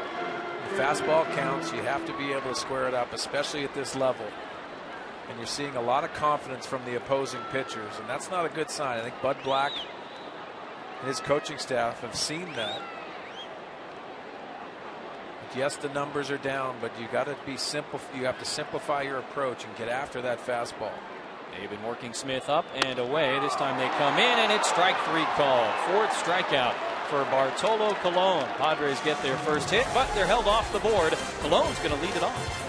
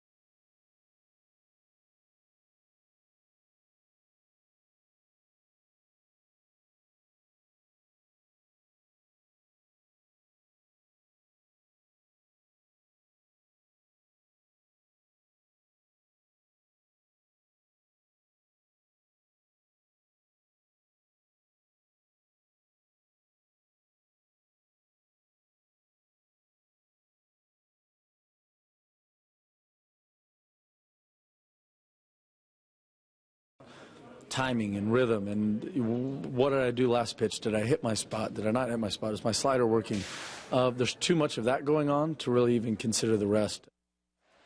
Closer Houston Street before tonight's ball game, and like a lot of guys around the major leagues right now, Mark Sweeney, his name being kicked around in these trade rumors, but completely out of your control as a player. Yeah, Jesse, he's a pro too, and he's been around this game for so long. He understands what goes into it. He's a student of the game. He has that intensity. This is when Bud Black, and you lean on some of the communication skills with some of the people that have gone through that. Bud Black will definitely have those conversations. But for Houston Street, it's about getting the last 3 outs of a ball game and trying to win for his team. Granderson rolls over on one to Nelson. He had been 2 for 2, but now 1 away. And it's time for the Saquon Casino Daycation stat of the game. Yeah, you see Ian Kennedy, 133 coming into the game tonight. He has done a really good job this first half of the season, made some great adjustments. I think Darren Balsley's been a benefit to Ian Kennedy since he's been in a Padre uniform. Kennedy with 4 strikeouts so far here tonight. Daniel Murphy 0 for 2. He struck out back in the first inning. First victim of Kennedy's, and that one is fouled back. Gets a piece of the home plate umpire, Tom Hallion. More Astronauts. Sweet uni. Imagine lugging that around. We got no gravity. I know, but it's just lugging it around. I mean, obviously it doesn't have any weight up in space, but how about going into the simulator? It has weight then, doesn't it? Yeah, no, that's for sure. Would you go to space? I would. Yeah. Of course. I think that'd be cool. I told you, as 3rd grader, I circled that as an option. Astronaut Sweeney. I didn't want any part of being a doctor, though. How about you? 3rd grade? What'd you circle? Probably this.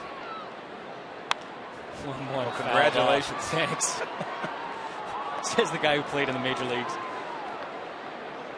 No, you know what? 3rd grade, I was probably still thinking major leagues. That dream didn't end until middle school. Well, keep dreaming. Yeah. Ball and 2 strikes to Murphy. High school and college in Jacksonville, Florida.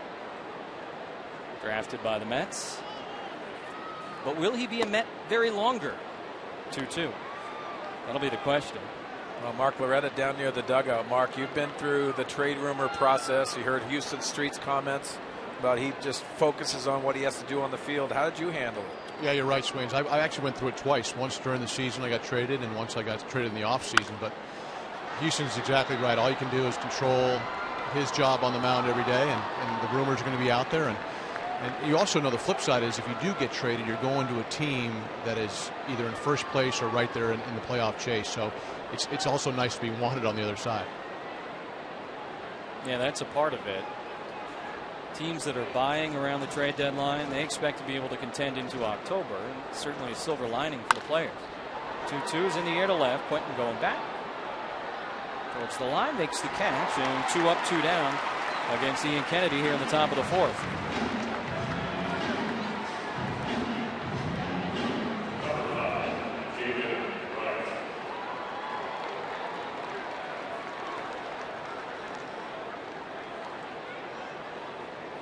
Just 8 pitches needed for 2 outs here in the 4th inning.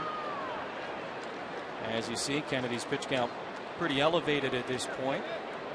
Trying to set the Mets down in order for the first time tonight. David Wright, no trade rumors there. They locked him up long term. Outside ball 1.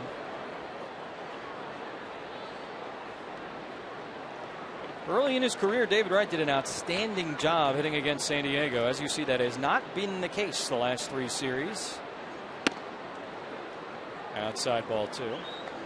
Well, so many times we talk about Darren Balsley and what he does on scouting reports, how to attack these Mets hitters. And what you have to do is you have to go after and attack David Wright. And they found a remedy to try to get after him. Goes the other way, fouls it off. Nice play by the ball girl. And a souvenir, 2-1. Played it cool.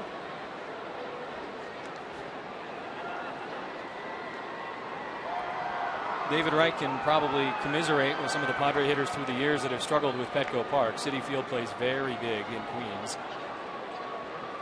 And a lot of people say no coincidence that his numbers started to go down when the Mets moved from Shea Stadium to Citi Field.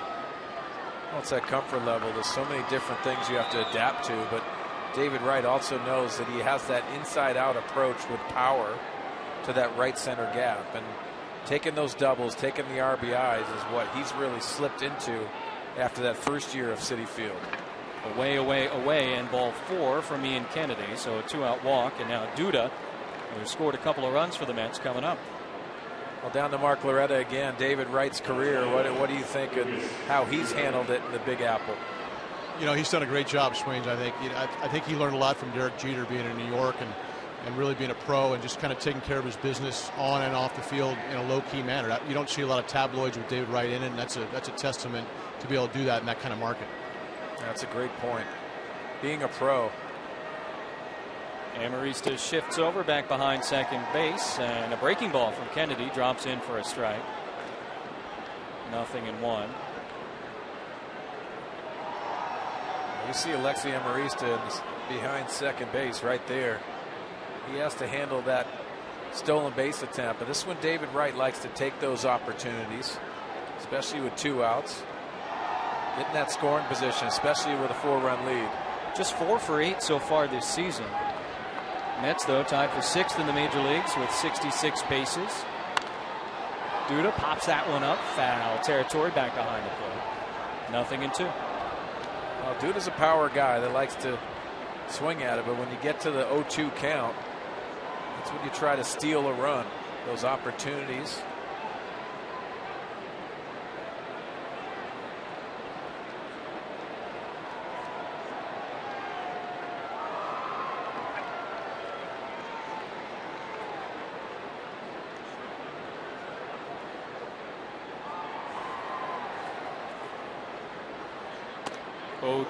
Checks his swing. Did he get a piece of the bat? He did. Foul ball. Boy, it felt for a moment like his first plate appearance. It was 0-2. Curveball got away on a check swing and hit him. And that's really when all the trouble began. You can see this side swing, big leg kick, even with 2 strikes, and you can see him going in and fouls the ball, goes off the end of his bat. Like you said, Jesse, I thought that was the biggest moment of the game to this point. That breaking ball that goes off Lucas Duda on 0-2 count. Kennedy's got him there again. And up the pitch count. Gave the Mets 3 runs. Runner goes. Pitch fouled away. And yeah, you get to watch Amarista sort of make that mad dash from a strange angle to cover the bag at second base. So many different things when you have that shift. You can see Alexi Amarista, he has to go this way to get to the bag. Typically, he's going that way to go at it from shortstop area. Nice use of the arrow swings right there. Oh, thanks, Mark. Work in progress. 0-2. Wright stays put, and it swung on and missed. Ian Kennedy strikes out Lucas Duda to end things here in the 4th. We've got Headley, Quinton, and Grandal coming up. Mets leading the Padres 4-0.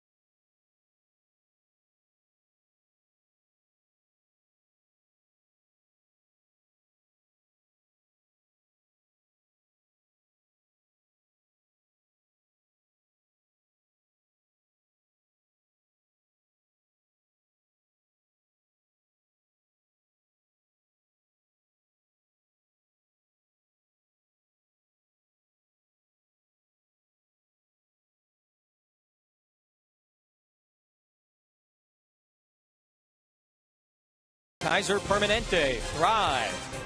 By Petco, the power of together. And by your San Diego Lexus dealer. Friday night in the gas lamp. Just a couple of blocks over at Petco. It's a 4-0 lead for the Mets. The roof of the Western Metal Supply Company building, a pretty good place to be on a Friday night. Padres going to try and get something going here against Bartolo Colon. Chase Headley leads off, swings at the first pitch, and fouls the changeup back. 0-1. Padres got their first base runner of the game last inning, Alexi Amarista. A 1-out single. Headley, Quentin, and Grandal here in the fourth against Bartolo Colon, who's just cruising along. That one's hit in the air, shallow center. Lagares coming in, reaches down and makes the catch. I tell you what, Jesse, a lot of people around the game of baseball are talking about Juan Lagares in center field and the area that he covers. Those long strides, and you can see what he takes off of this baseball off Chase Headley. He goes a long way, gets a good first step, and then he is like a gazelle. You can see the concentration on the baseball and looking it into the webbing of the glove and squeezing it. Little snow cone there.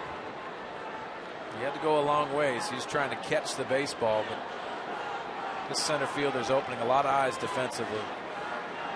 Carlos Quentin, 1 out, nobody on. Grounded out to second base his first time up. Can't check his swing there. Well, Mark Loretta down near the dugout, second time around for Bartolo Colon. Saw a slider there, but a lot of fastballs early in this game. Yeah, but I do think you'll see him mix it up here.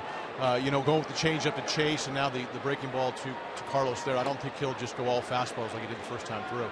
Same pitch this time. Quentin able to hold this swing. 1-1.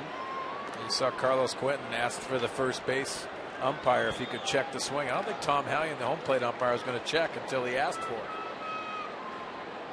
Playing it safe.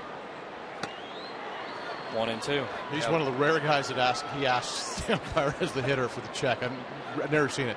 I just put my head down. I didn't want anyone to ask. Exactly. Reverse psychology. The 1-2 to Q. A little bit outside, held up his swing again. 2 balls, 2 strikes. Yeah, all sliders to the veteran right-handed hitter.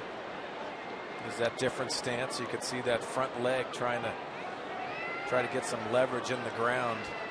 That's comfortable for Carlos Quentin. He's tried a lot of different styles. 2-2, and that one misses way low and outside. 3 balls and 2 strikes. And yeah, Colon, he can do a couple different things here. Yeah, high percentage of the fastball, and that's the 2-seam and 4-seam. Seeing a lot of 2-seam fastballs tonight, and then the 15% on the breaking ball. Only 2 changeups.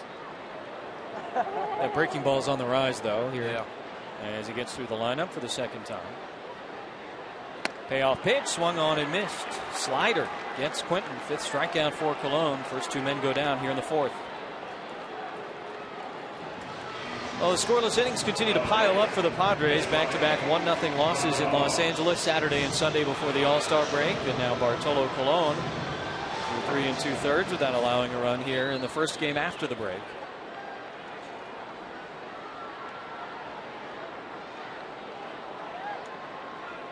Padre catcher Yasmani Grandal swings at the first pitch, hits it in the air to left. Neuenhuis in fair territory makes the catch, and a quick 1-2-3 inning for Bartolo Colon. We'll go to the 5th at Petco. 4-0 Mets.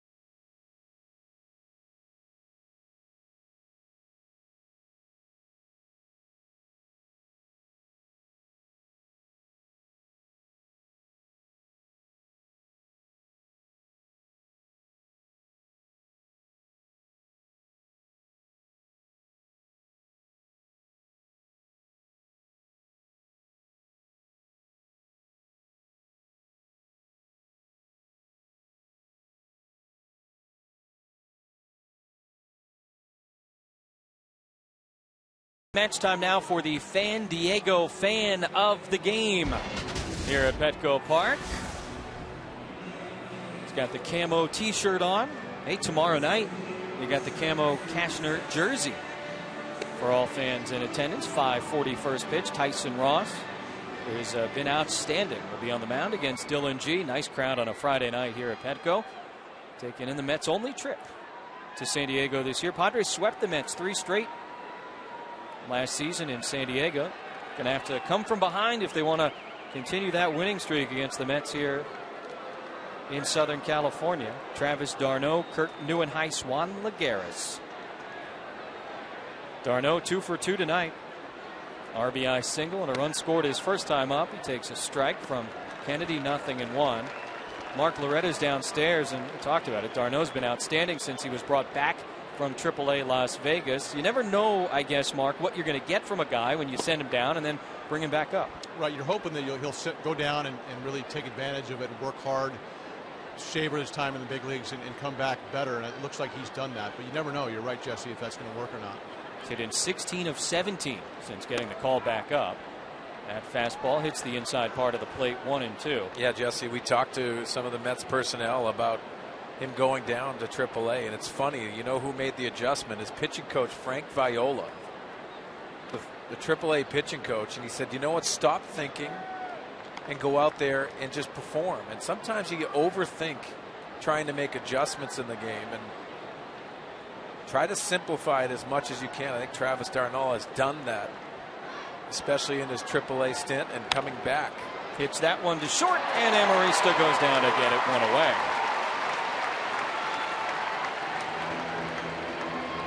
Hit d'Arnaud 15 games at AAA. He hit .436 with 6 home runs. And it's funny that the adjustment comes as we see the line drive, and nice effort by Alexi Amarista going the other way, almost knuckling with that baseball. But the adjustment for Travis d'Arnaud came from the AAA pitching coach. And sometimes guys with experience that have been there, that have pitched against certain guys, and that's the reason why you have to have communication, not only with pitchers and position players, talking with amongst each other, but talking to those pitchers how they're going to attack you as a hitter and the mentality that you have to have in the batter's box. Good curveball from Kennedy to start Neuenhuis out. d'Arnaud and Duda talking things over on the Met bench. The 0-1 off the hands, popped up behind the plate. Grandal looking, and it'll find the seats. No balls and 2 strikes. Mark Loretta down near the dugout. Anybody in particular did you talk to that was a pitcher that helped you as a hitter? You know, Sweens, I was just thinking about that. I think that can be valuable for sure. I remember Jim Abbott saying a few things to me like that, like, you know, this is the way they're going to really try and pound you inside. If you can prove that you can pull that ball, then it'll open up the ball away. Things like that can really be beneficial, like you mentioned. 0-2 hit on the ground to the right side. Nelson's got it. Neuenhuis hustling, 2 away. By the way, you know who Travis d'Arnaud reminds me of, Sweens, is Paul LaDuca a little bit. Kind of the same mold, right-hander, a little bit of an undersized catcher. And speaking of LaDuca, I was out at the track yesterday for opening day. He's like a big horse racing analyst. He is. He loves it. It's amazing. TVG. Incredible. He's done a very nice job. And you know, you're right, though, with Paul LaDuca and that stature of Travis d'Arnaud, very similar, but that approach of line drive swings, hit the ball to all fields. That is very dangerous as hitters. You don't have to always power the baseball, but you have to identify yourself of what type of hitter you are and how you get consistent in the game of baseball. d'Arnaud came over from the Blue Jays in the R.A. Dickey trade as Lagares grounds to third. Headley throws him out, and Ian Kennedy now over 100 pitches as his first 1-2-3 of the inning. Padres coming up, down 4-0.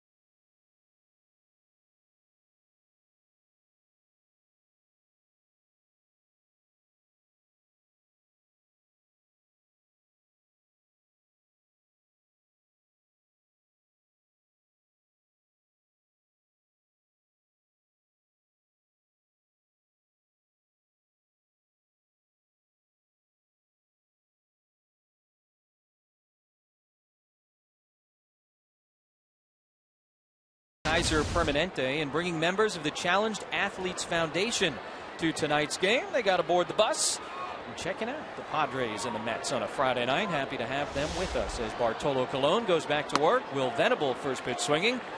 Comes up empty on the fastball, 0-1.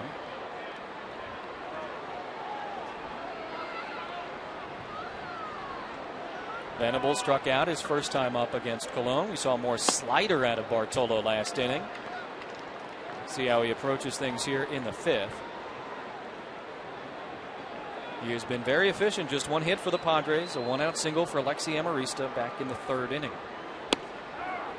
Gets the low strike called there.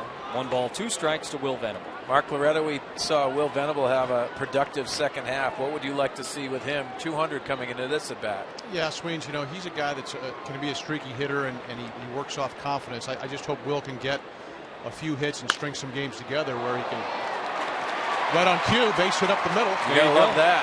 Right past Colon, who did a little self-defense out on the mound, couldn't get the mid on the ball. And a leadoff single for Venable. Gets the average over 200. But, you know, it's funny because success breeds confidence, and a couple hits like that, maybe a broken bat, then all of a sudden you start hitting line drives again, and you say, hey, I'm back. It's a very, as we all know, a very mental game. You see that approach, that short swing down through the baseball, especially with 2 strikes. A nice job shortening your swing for Will Venable. He needs confidence like Mark talked about. His confidence goes a long way. He haven't seen that from Will Venable on a consistent basis. Nice to see the smile on his face as Gobert chases the first pitch and fouls it off. Ian Kennedy, Darren Balsley discussing things on the bench. Kennedy up over 100 pitches. We talked about last time, 117 up in LA. Yes, the extra day rest, but this is a guy you're going to have to lean on in the second half to eat up innings.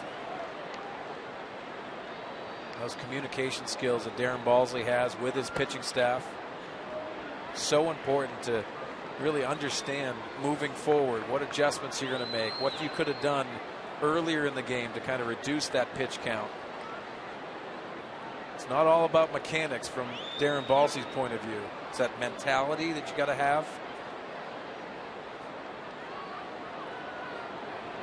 I'll check on Venable. It's kind of a lollipop throw from Colon. See Gobert's numbers so far this year. Well, here's your guy, Mark Loretta, Jake Gobert. Jacques Gobert. Oh, yeah. Jacques, that's right. I'm Jacques. going all French with Jacques. I have no idea if his heritage is French or not. I'm going with it. Dale Thayer heating up in the bullpen. The vegetables are coming in nicely here this summer. Speaking of that, you know, Jacques' family are pumpkin growers in the Midwest. Yes, they are. Are you referring to Gobert's family pumpkin patch? Yes, I am. 2-1 is a little bit inside, but a called strike. 2 balls, 2 strikes. Outside of the Chicago area. Trevor Hoffman Estates.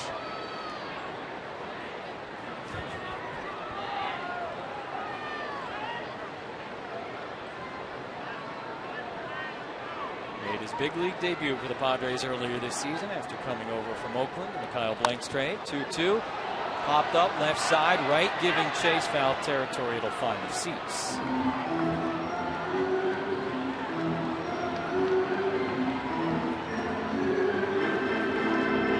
Well, so many times in the minor leagues, Jake Gobert has not seen a moving pitch like that by Bartolo Colon. You can see that fastball in on the left-handed hitters, giving them fits tonight. Predominantly on the outside, then he throws it on that inside part, and you give up on it as a hitter. It's like they're going in again. 2-2, too far in. And 3-2. Moves your feet, start jackknifing. Yeah, we used to call that pitch the old hip shot swings. That's a tough one because you give up on it. It looks like it's almost going to hit you, and the tailing action catches the inside corner. Very difficult to really look for, and then when you look for it, he throws that fastball, looks off the plate. Venable goes on 3-2. The pitch is inside, ball 4, and the Padres have their first 2 men aboard here in the 5th against Colon. Time to check out our Cholula flamethrower. Bartolo's got up to 92 miles per hour today. He can change speeds, change locations. Well, you used to see 97, 98 from Bartolo Colon's right arm, but now you're seeing movement, you're seeing location. Guy that really knows how to get outs and frustrate the hitters.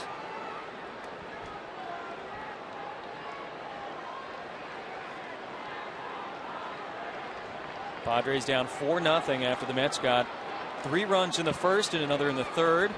Chris Nelson in his second at bat as a Padre stepping in. Venable led off with a single. A nice at bat from Gobert to earn the walk. He's at first base.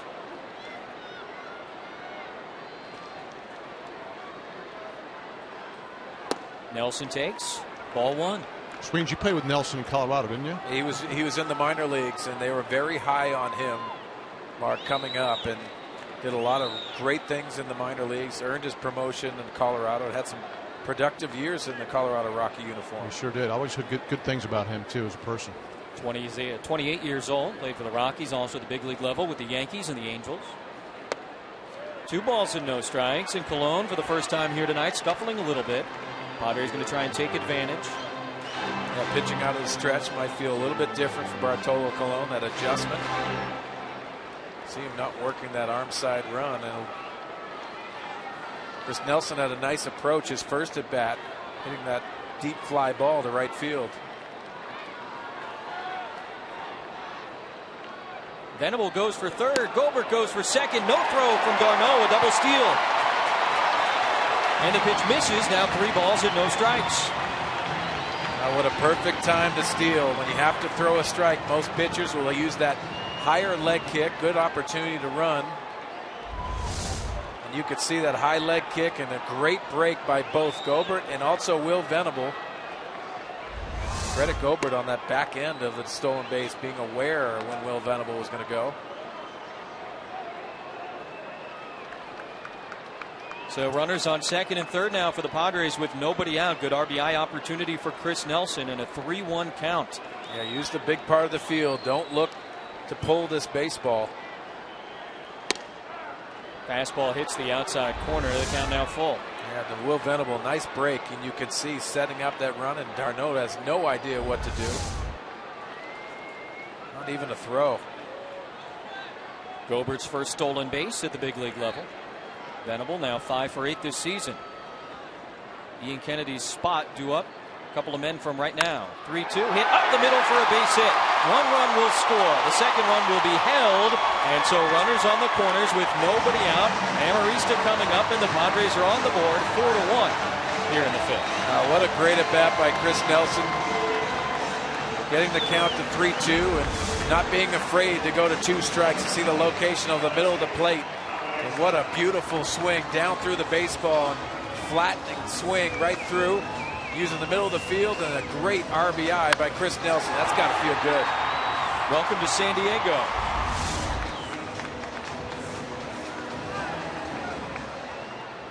Well, the confidence rises, especially with runners in scoring position. Simplifies your approach. With Will Venable on third base, makes it a lot easier for the offensive guy to really use the middle of the field. Alexi Amarista steps in. He swings at the first pitch. Little looper into shallow left field. It falls in front of Neuenhuis. Gobert had to wait, but he'll come on standing up. Back-to-back RBI hits. Nelson and now Amarista. It's a 4-2 game.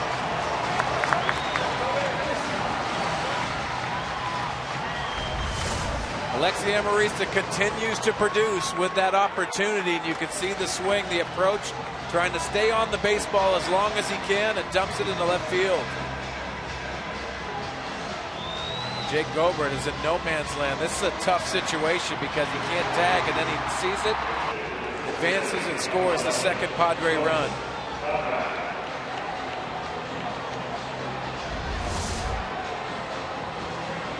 Big meeting on the mound now. Dan Warthen,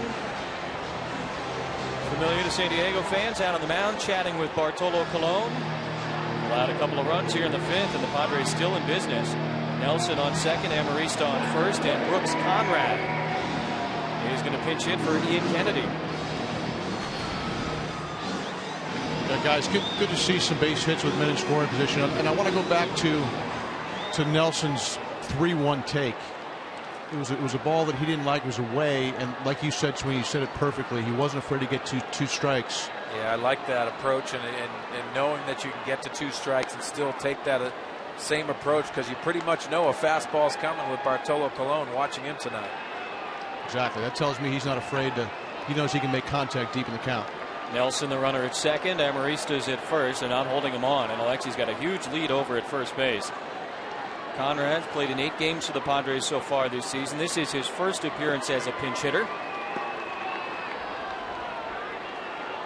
Well, with that Will Venable stolen base at second, you're going to see a lot of changes, especially how they handle the running game in this situation. Could add to a mistake elevated in the zone.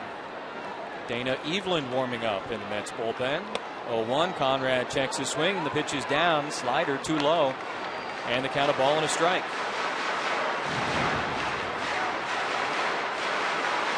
Far and away the hardest Colon has had to work so far tonight here in the 5th. And remember, still nobody out for the Padres. Yeah, Brooks Conrad has some pop in his bat. Try to get something elevated with that fastball.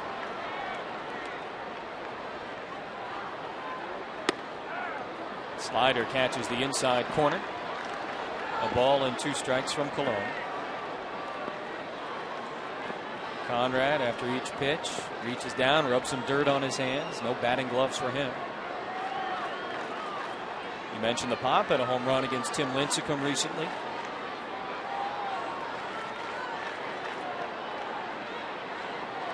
Runners take their lead. 1-2. Foul outside of first. As Colon and Conrad continue to battle with nobody out here in the bottom of the 5th. You look at Alexi Amarista after his at bat. The runner that's behind you have to get a good lead in this situation with no outs. Try to break up that double play. Try to keep that continuity of the inning and the momentum that's going on. Don't take it for granted. Try to have in your mind that you have to break up that double play. 1-2 to Conrad. His strike 3 call changeup gets him looking. 6th strikeout for Colon, and that's the first out here in the 5th. Top of the order coming up for the Padres. Still first and second, only 1 away. What a pitch by Bartolo Colon with that changeup. You see the run too. Garneau does a nice job trying to stick that in the bottom part of the strike zone.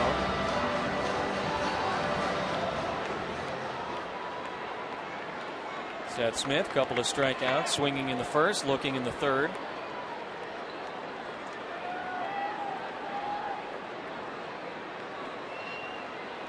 In the leadoff spot for the 10th time this season. First pitch, fastball strike, 0-1. Padres had gone a couple of games without scoring any runs, and Chris Nelson and Alexi Amarista with back-to-back RBI singles here in the bottom of the 5th. Now the top of the order going to try and add to it.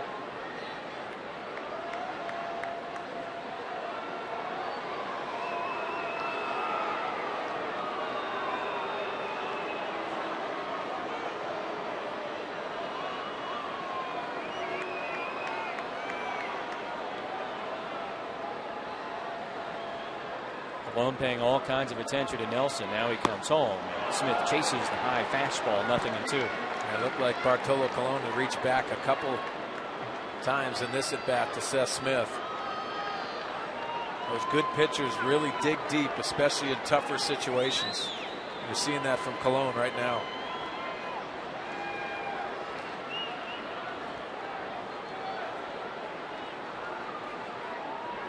Darno sets up away. The 0-2 is hit on the ground slowly to the right side. That's Duda fielding, gets it to Colon. The runners advance, and now 2 away. You combine Duda and Colon, you know it's not going to be routine on a play like that. Well, with 2 strikes, that was probably one of the better things if you're going to record an out that happened, getting both runners into scoring position for Seth Smith. It leaves it up to Chase Headley now. Padres with a couple of runs here in the 5th. Venable a leadoff single. Gobert walked. Double steal put them at second and third. Nelson an RBI single. He's at third base now. Amarista an RBI single. He's at second. Conrad a strikeout. Smith a ground out, and so 2 outs and 2 on for Headley, who's 0 for 2 tonight.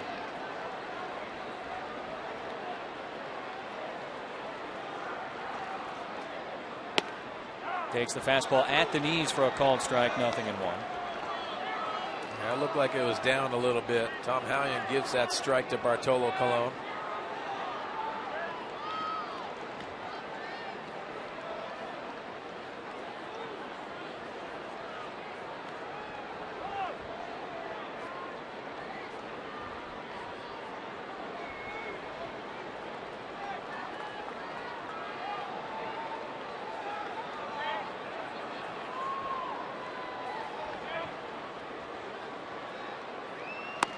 One is a fastball outside to Headley. Chase had a nice trip to Colorado and Los Angeles. 9 of 31. That's about 290 on the average.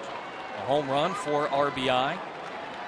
Leads the team with 29 runs batted in.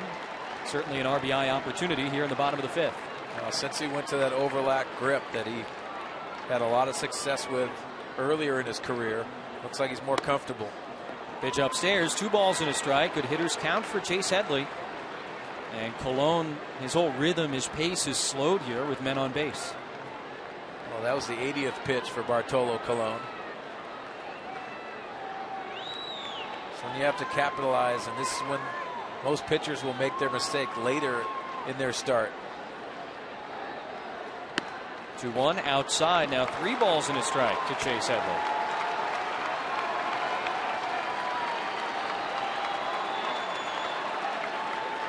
See 30 pitches this inning, taxing Bartolo Colon. Much like Chris Nelson, Mark Loretta talked about, look for your pitch and be very specific in this situation. Drops one in on the outer half. Full count now. 3 balls and 2 strikes to Chase Headley. That's exactly what I'm talking about. The slider on the outside part. You're looking fastball because he's thrown a lot of them tonight. That number 5 pitch looks like it's right on the edge. Yeah, some of your best takes people don't realize can be 2-0, 3-1 because it's not the exact pitch you're looking for. That's a good point. Payoff pitch coming to Headley, reaches down and puts one into left center field for a base hit. Both runs will score. This ball game is tied. Chase Headley.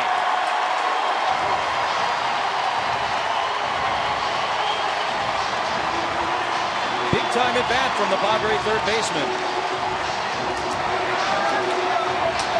Take a pitcher's pitch and you can benefit from getting that next one, and that's exactly what happens to Chase Headley.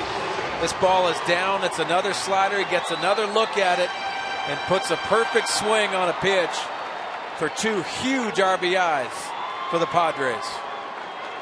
Watch this reaction. Yes, they understand. They understand the importance, and Ian Kennedy is off the hook.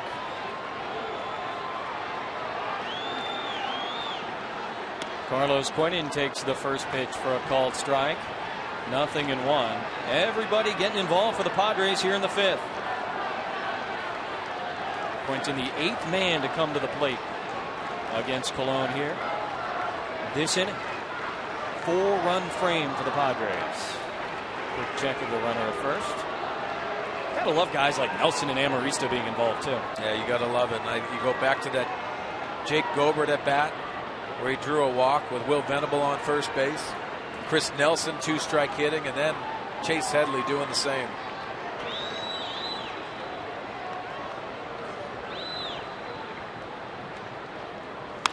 Quentin swings at that one and fouls it off left side. 0-2. You've seen more mistakes from Bartolo Colon now. That ball was a mistake. That slider that was elevated to Carlos Quentin.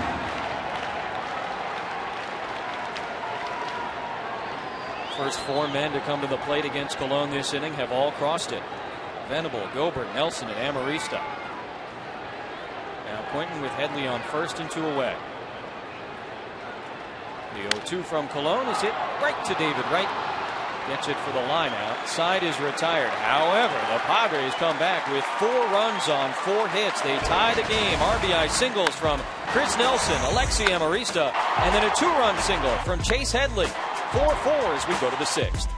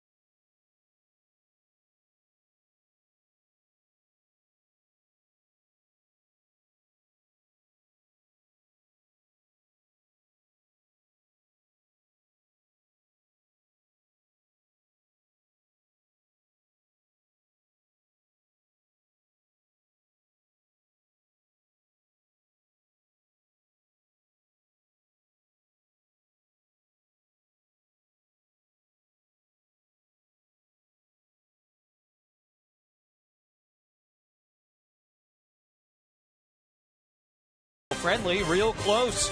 And by Aramco Group. Purchase, refinance, reverse. Visit us at aramco.biz. Starting over here in the 6th inning, a 4-4 game at Petco Park. Beautiful Friday night in downtown San Diego. And the Padres, with 4 runs in the bottom of the 5th inning, come back to tie this one up.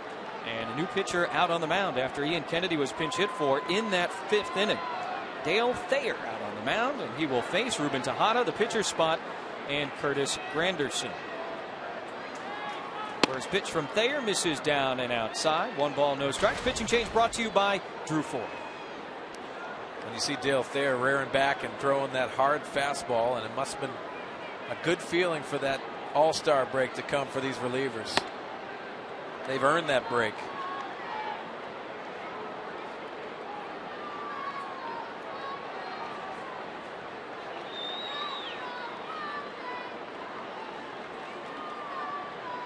Two balls and no strikes to Tejada. And Thayer misses with a fastball way outside. 3-0. I told you Cologne's spot is due next. He is on the bench. And at the former Diamondback Chris Young in the on-deck circle.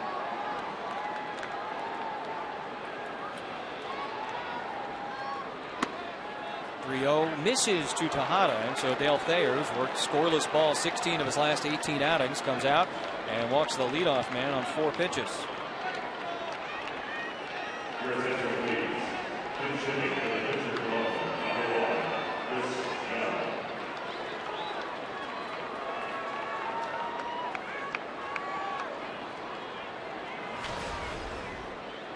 See Young's numbers so far this season.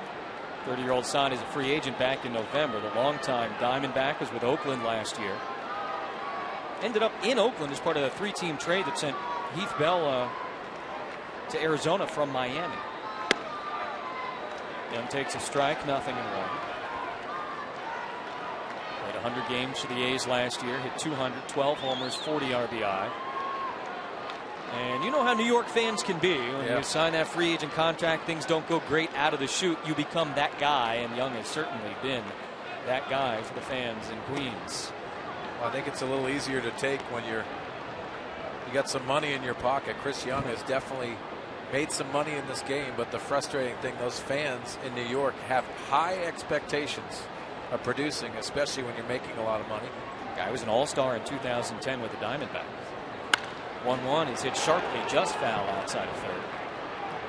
1-2. And Swings, you can speak to being in New York. Our good friend, our mutual friend Jeremy Burnett, went there and really struggled in New York. And he said he used to get up, just to get the top step, like where Daniel Murphy is right now, and at home, and they would just start booing, you know, the snot out of him. So it can be tough, for sure. Very difficult. And yes, some people can handle that pressure, and some people can't. You know, you've seen a lot of guys. Phil Hughes, that has gone to the Minnesota, has really benefited getting out of New York. Some guys can handle that extra pressure. Some people really want that pressure.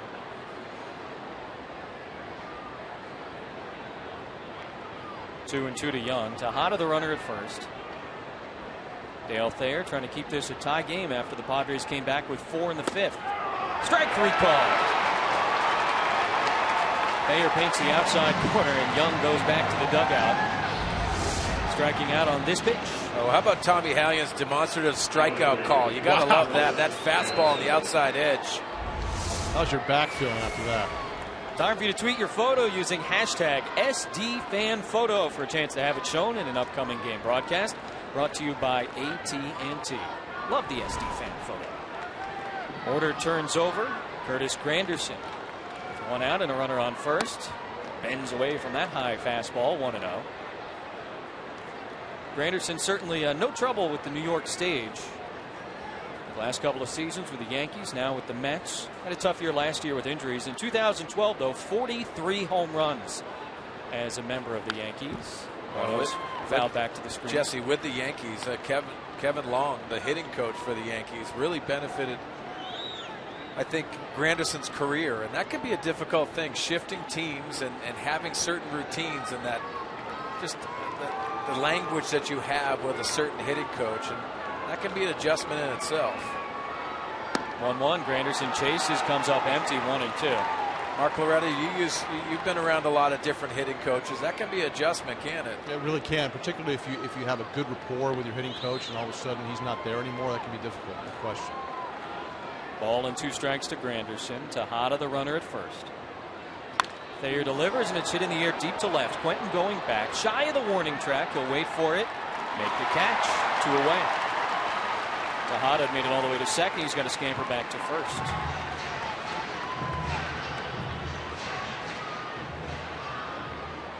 Dale Thayer with a leadoff walk, but then he struck out pinch hitter Chris Young, gets Granderson to fly out. And now Daniel Murphy 0 for 3 against Ian Kennedy. Gets his shot at Dale Thayer.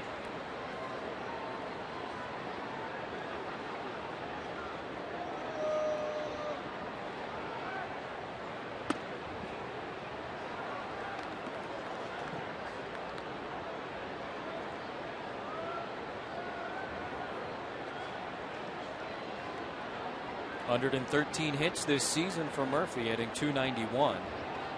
Third most hits in the entire National League. Hits this one on the ground. Nelson's got it at second base. Little bobble, no problem. And the side is retired. Nice job by Dale Thayer here in the 6th. We go to the bottom half. 4-4.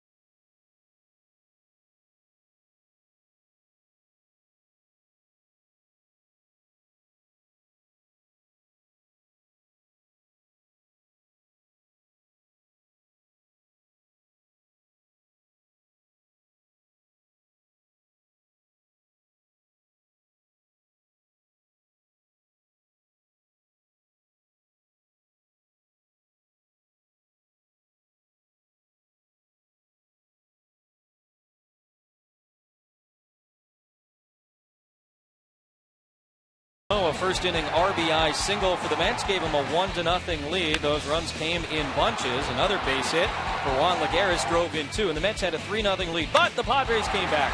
4 runs in the bottom of the 5th inning. RBI singles from Chris Nelson and Alexi Amarista, and then Chase Headley came up and tied the game with a 2-run single to bring home Nelson and Amarista. 4-4 as we begin play in the bottom of the 6th inning.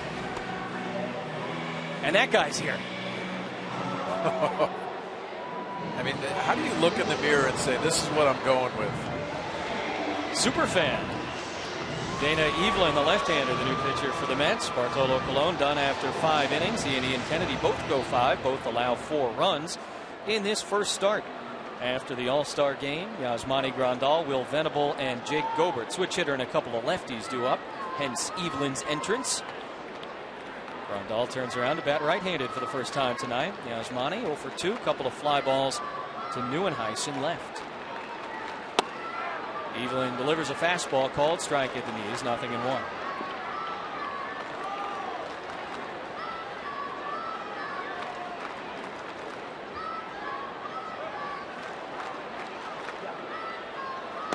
Grandal takes that one a little bit too far inside. 1 ball, 1 strike. They're giving him the middle of the field here. The middle infielders, Tejada, Shore, Murphy at second, both playing over towards the corners. You can see the middle of the field being used. And left center gap especially is wide open. 1-1 upstairs to Grandal. Now 2 balls and a strike. Dana Evelyn, that fastball slider mix that you see a lot from the left-handers, but he misses with location.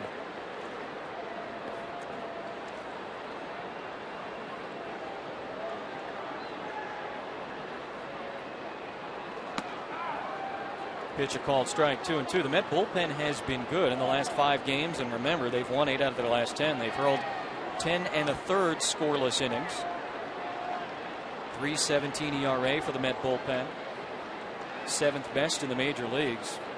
Go back to early May, they were one of the worst bullpens in baseball. As that one gets away from Evelyn, hits Grandal, and Yasmani is aboard, a leadoff hit batsman here in the bottom of the 6th. See the location by Evelyn with 2 strikes, losing that slider for Yasmani Grandal. Yeah, right above the knee. That does not feel good. But with 2 strikes, he'll take it. See the ricochet on that too? He got hit 3 different times with that pitch. Should get a triple out of that.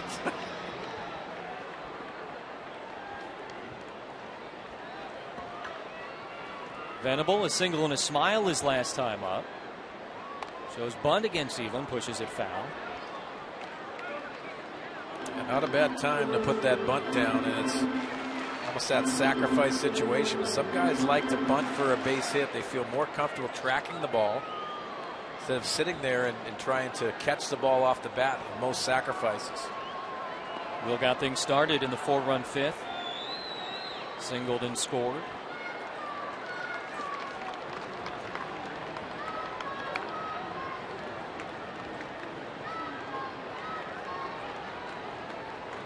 No bunt this time, but it comes up empty at the fastball, 0-2.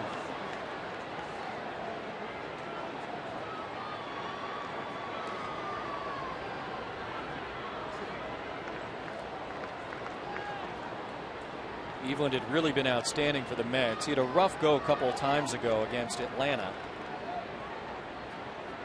4 hits, couple of runs. But in general has been pretty reliable for Terry Collins out of the pen. He's ahead of Venable. The 0-2 upstairs. Ball and 2 strikes. Now, this is a guy in the minor leagues, and he's done it at the big league level too. Spot starts will give you a couple innings out of the bullpen. That left-hander that you throw in situations, try to keep you and bridge that gap between your short relievers.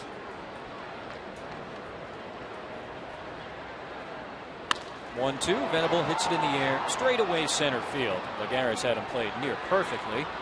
Makes the catch, and that's the first out of the inning here in the bottom of the 6th as Grandal goes back to first.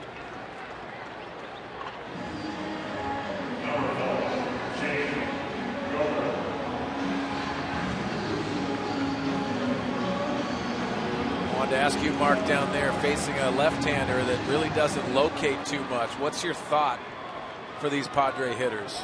Yeah, that can be tough, right? Swings, if a guy's kind of rough shot all over. I just think you gotta really focus down, and I think Evelyn, even though he does keep the ball down fairly well, he'll miss up. So I would set my sights down. Most left-handed hitters are good low ball hitters. Jake Gobert walked and scored back last inning. He takes a sweeping slider from Evelyn. A called strike.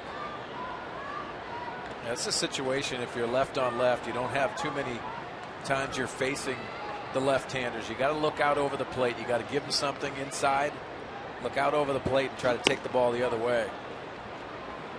You see so many left-handed relievers that rely on that fastball on their glove side, and then they pitch the slider off of that fastball. Just really pitch in for effect. 1-1. Gobert takes the low strike. 1-2.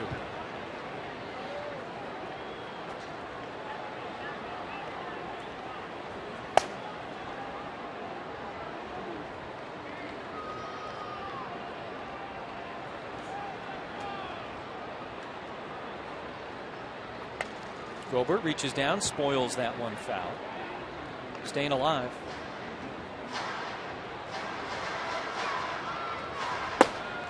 Lane Boyer getting ready. Dale Thayer, a nice inning of relief in the top of the 6th.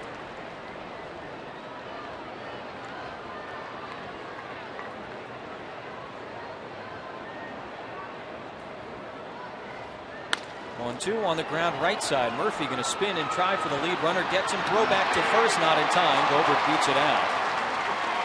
And a fielder's choice will keep one man aboard for the Padres now with 2 outs here in the 6th. Credit the effort by Yasmani Grandal going in hard to this turn to second base. Nice job by Murphy getting the ball. You can see Yasmani Grandal trying to get that shortstop to go on that outside part. That's a difference maker. Nice hustle.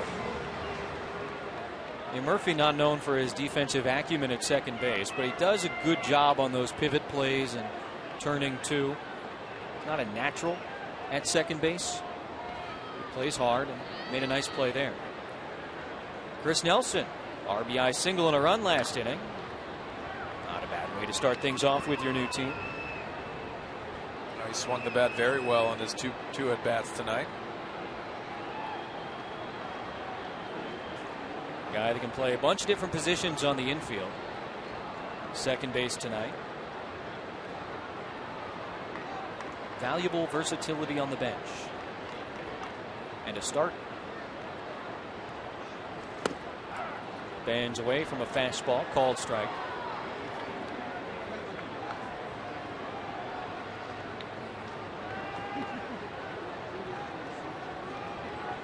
If you're going to steal a base for Gobert, you might want to go on first move. Big swing and a miss there, 0-2. Change up had him out in front. Gobert did steal a base last inning, part of that double steal with Will Venable. Not a bad time to run here. So what you're saying is you'd like to see go Gobert. Yeah, with 2 outs, you can take those chances. You got to go. Go Bear. That's right. They will check on Gobert. Go somewhere. As a base runner, man, those lefties staring right at you when you're on first base.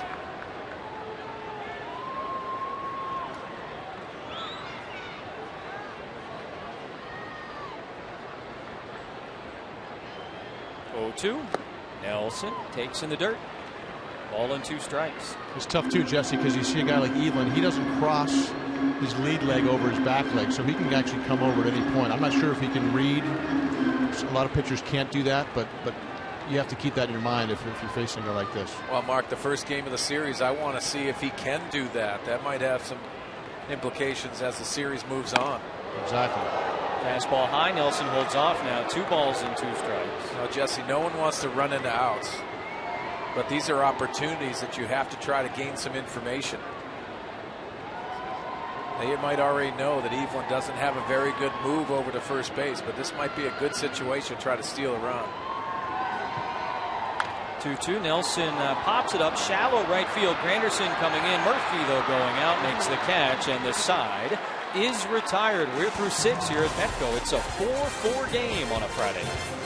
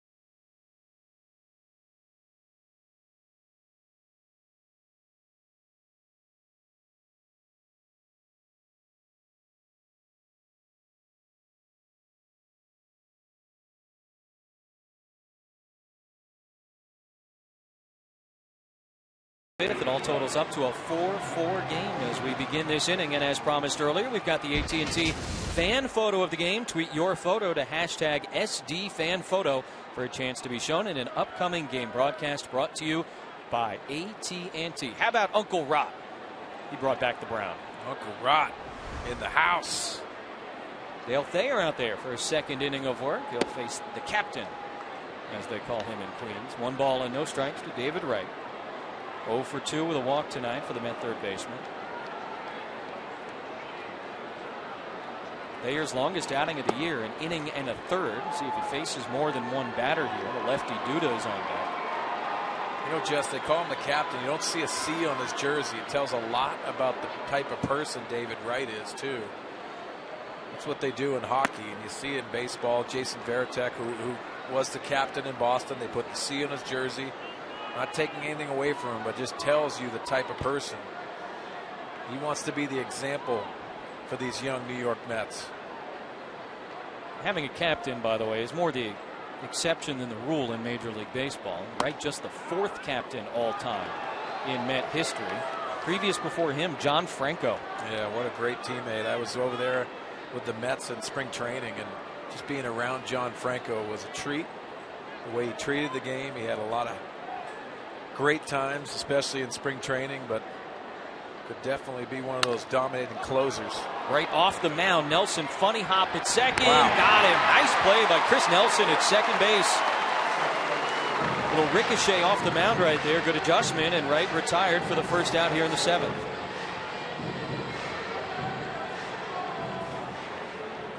Let's take another look at it because it is our Bill Howe play of the game. Well, off the ricochet, you see Chris Nelson and the athletic ability to change directions and almost act as a third baseman with that short throw.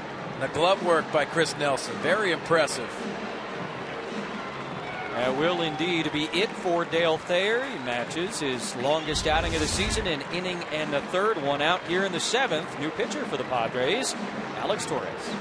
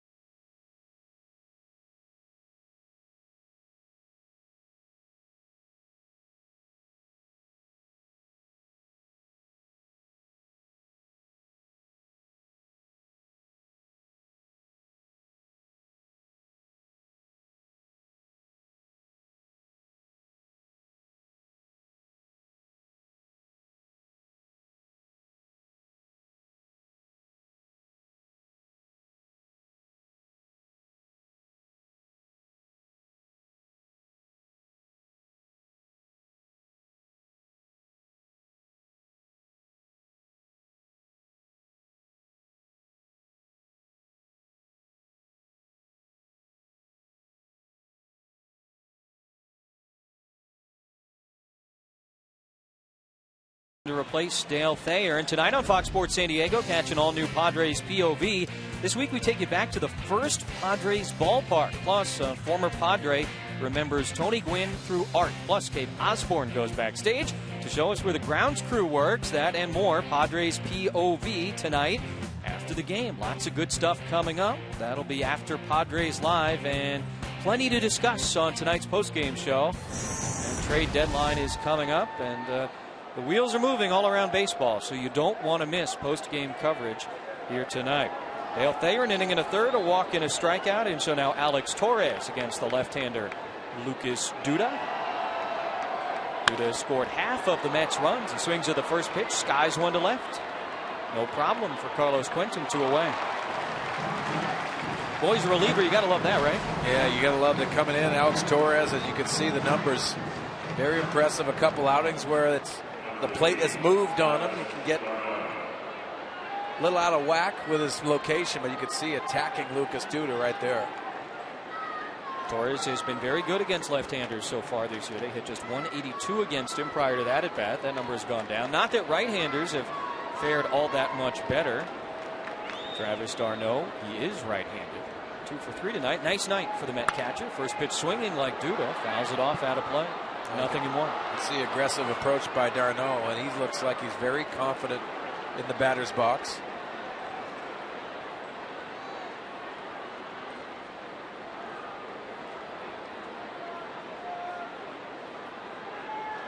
Torres working from that third base side of the rubber. Takes a moment.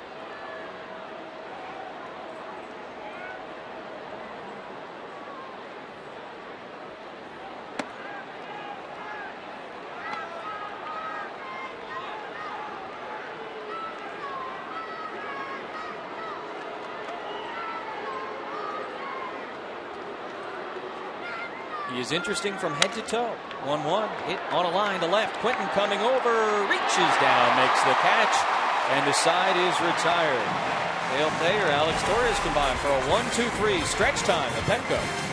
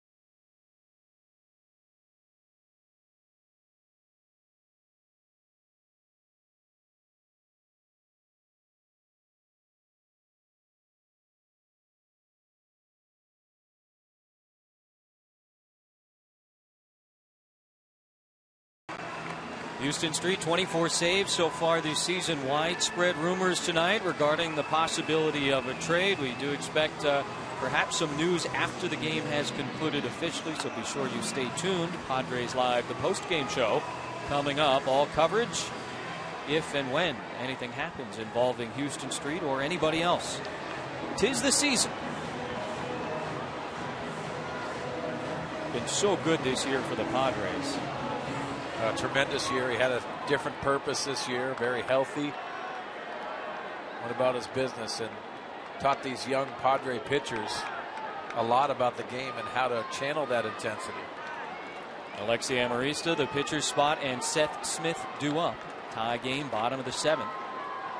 Amarista, an RBI single and a run scored his last time up. Couple of base hits for him here this afternoon or this evening. Tommy Medica, been dealing with some right groin tightness, is available as a pinch hitter. It looks like he will be pinch hitting. Yeah, we heard from Bud Black he had that opportunity. 0-1, Alexi sprays it into left. Neuenhuis coming over, not going to get there. Amarista, big turnaround first. He's going to go for 2. The throw into second base. Got him. Another outfield assist for the Mets. They've had a ton this year. Aggressive base running from Amarista. But he's thrown out, trying to stretch that single into a double. We got to give credit where credit's due, and credit Neuenhuis for going after this baseball. Nice approach by Alexi Amarista, and he puts his head down because he knows where this ball is going to be, right down the line. Neuenhuis just does a nice job and throws a strike to Daniel Murphy. 27 outfield assists for the Mets this season. Coming into tonight, they're tied with the A's and Diamondbacks for the most in the big leagues, and all those guys out there can do it. Yeah, what a perfect throw, and Daniel Murphy just puts that glove down and waits for Alexi Amarista to come in. That indicates the type of throw and the strength of the throw. Got him on the chest, so now Medica, one out, nobody on base. Breaking ball misses down by the feet, 1-0. Yeah, we saw Jose Valentin, the first base coach, pointing in second base direction. That's the reason why he took that opportunity.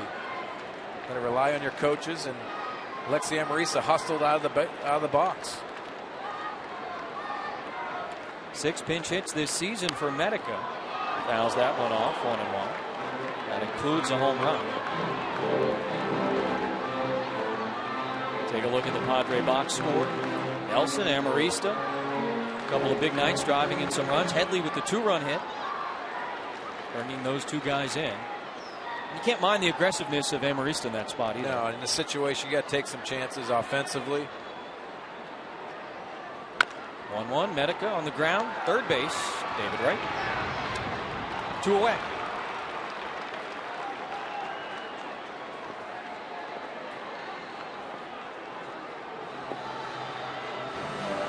Top of the order, Seth Smith, as Dana Eveland works here in his second inning.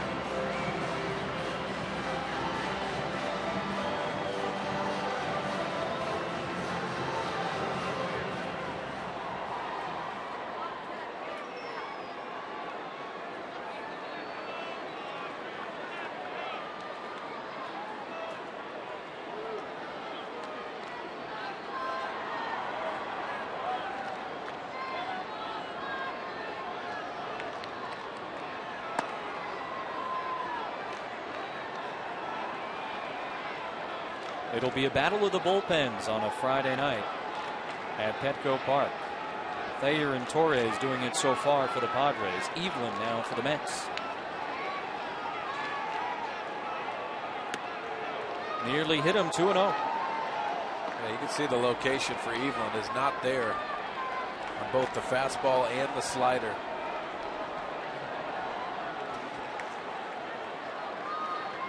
See if Seth Smith picks a pitch out and gets a mistake.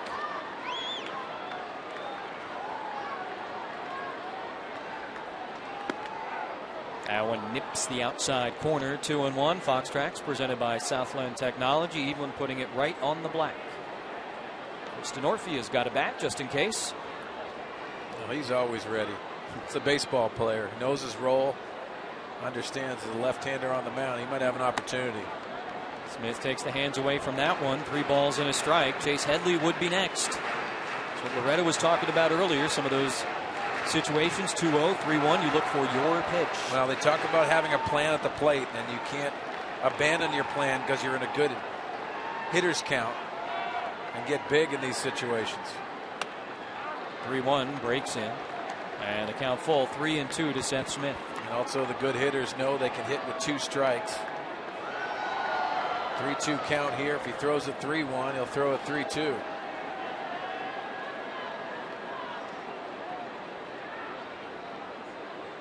Eveland set. Payoff pitch to Smith. Spoiled foul.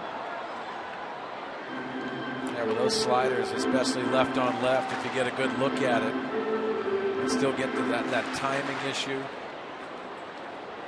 Take a good swing at a slider just like that for Seth Smith.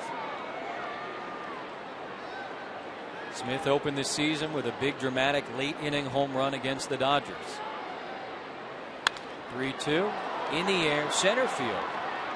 Lagares makes the catch, and the Padres go down despite the single, unable to stretch it into a double. Tie game after 7.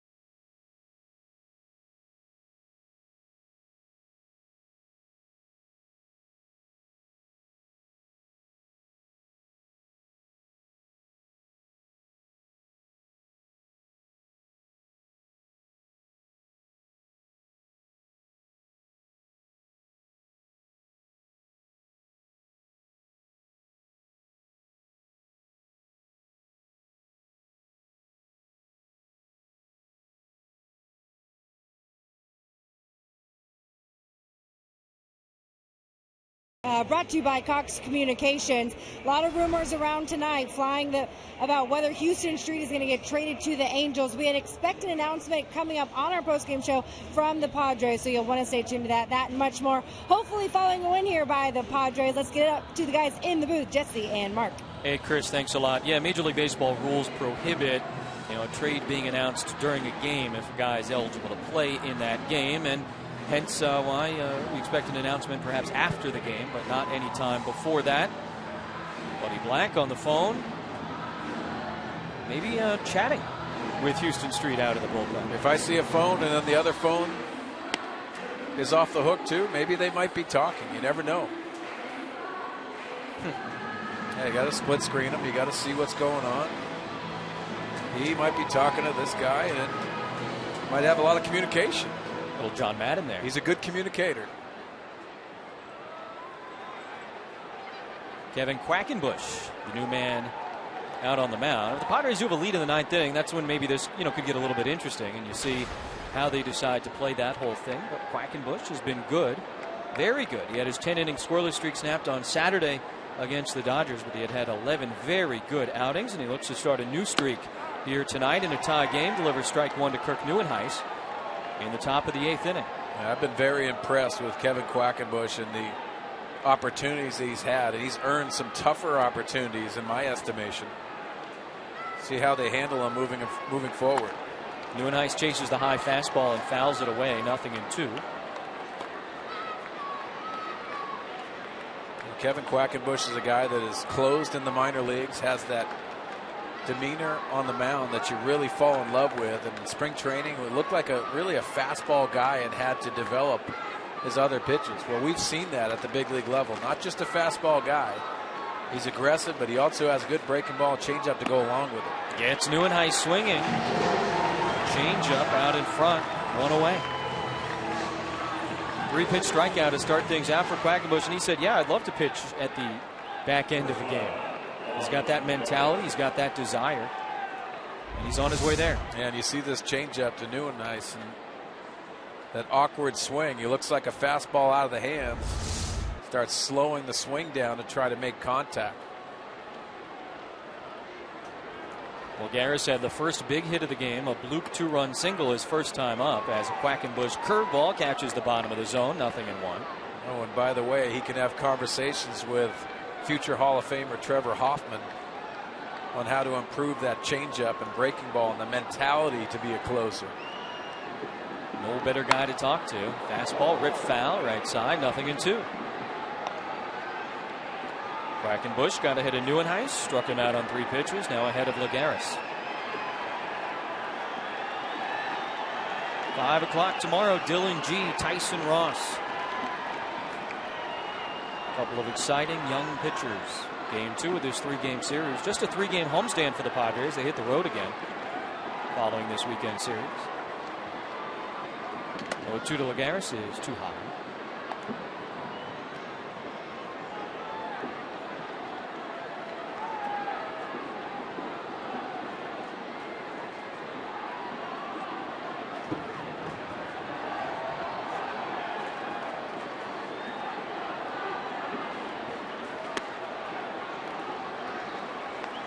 Two balls and 2 strikes to Juan Lagares.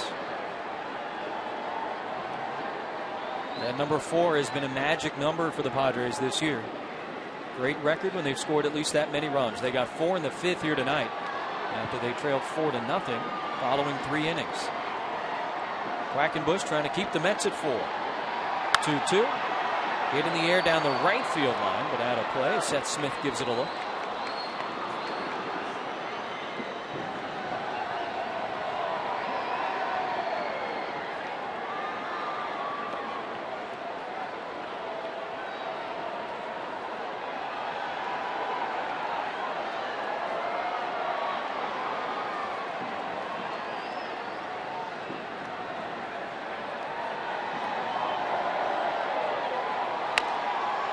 Ground ball to third. 2 away. Such good action on that fastball, the downward movement that produces that ground ball. Told you tomorrow, Dylan G. Tyson Ross coverage begins at 5 o'clock here on Fox Sports San Diego. Well, Tyson has been very fun to watch this year. Yeah, it's not just the slider. Last year we talked about how devastating the slider is. He has really matured, done a nice job with the consistency part of Tyson Ross's game. Congratulations on being an all-star. Well deserved. Congratulations, too, to his little brother Joe Ross. Got the move from A-ball to AA in the Padres system this week. Opening eyes. Not a bad week for the Rosses, huh? No, it's a great week. Parents have to be very proud.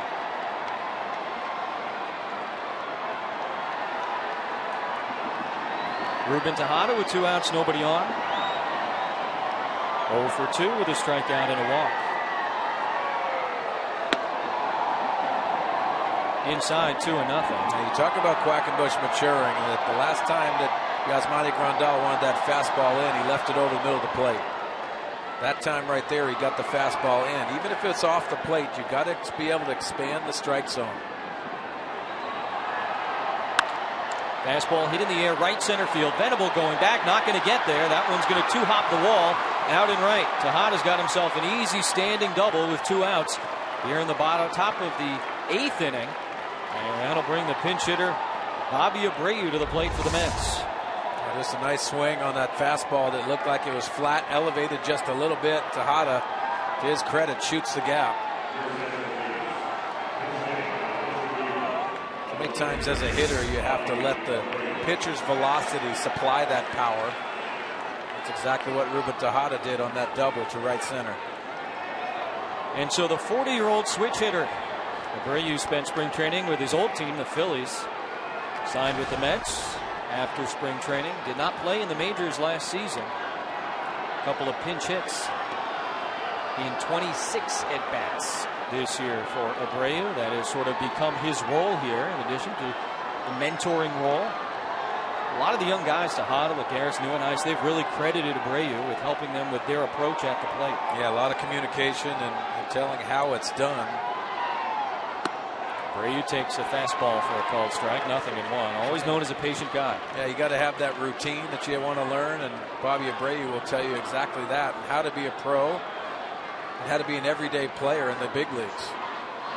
Abreu had a big game against the Padres back in New York that night that Colon pitched. 2 40-year-olds did their damage against the Padres. Tonight, San Diego handled Colon a little bit better. Now they contend with Abreu. Fouls that one off 0-2. Well, individually for Kevin Quackenbush, this is how you grow up in the game. Tie ball game in the 8th inning.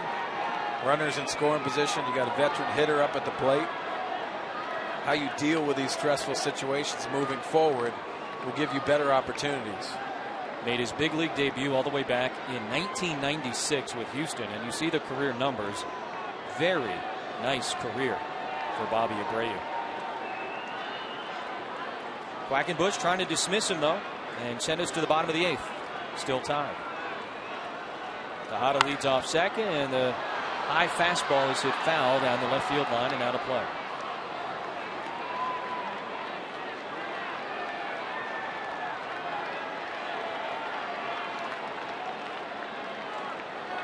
Curtis Granderson would be next.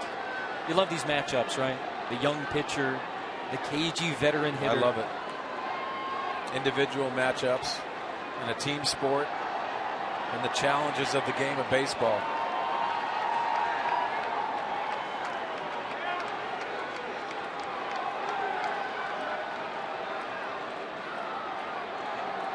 The 0-2 to Abreu. Slow roller to short. Amarista's got it. Side retired. Nice job by Kevin Quackenbush pitching around the 2-out double. We'll go to the bottom of the 8th. Still tied at Petco.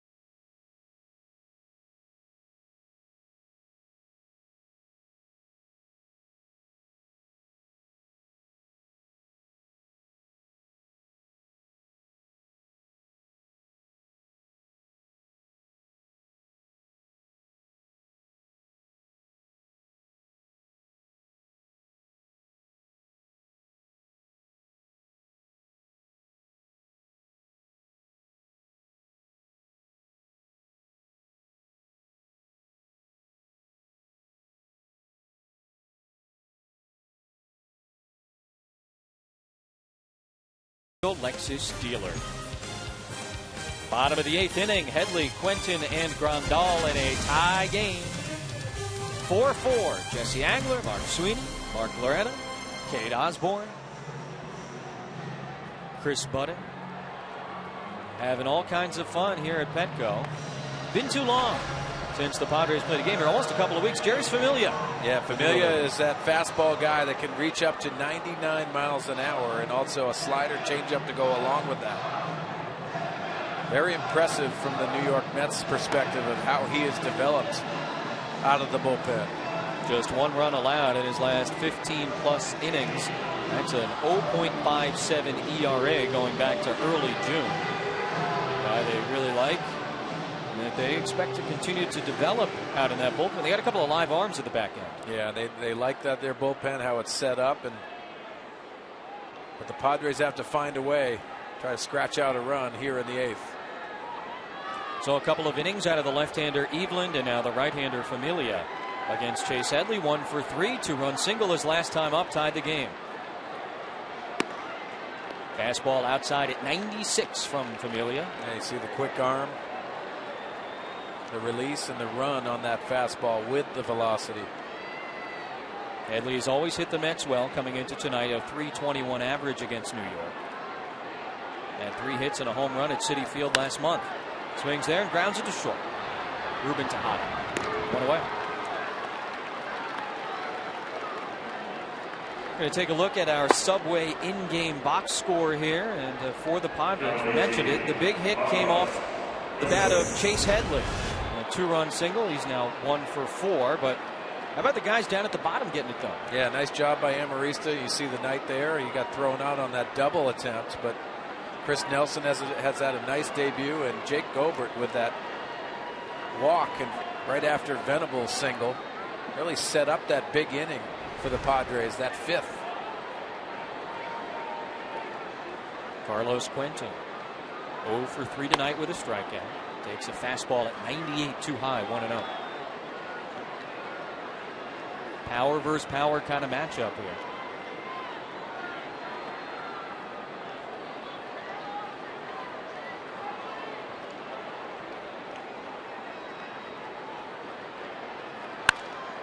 Hit hard on the ground, left side. Tejada backhand in the hole. Got him. Nice job by Ruben Tejada at shortstop. Quentin, of course, not the fleetest of foot, but a well-played moment for the shortstop. Well, what a good first step, and the arm strength by Tejada. Knew he had some time after he fields the ball, gets himself in a good throwing position. Throws off that back leg with a lot of strength. Couple of assists for Tejada here in the 8th. 2 outs, nobody on for the Padre catcher, Yasmani Grandal.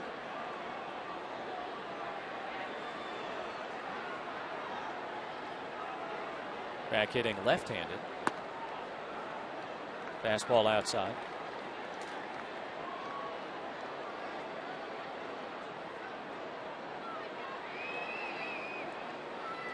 Coming into the game, right-handers hitting just 140 against Familia. So you love the fact that Grandal can turn it around and bat from the left side.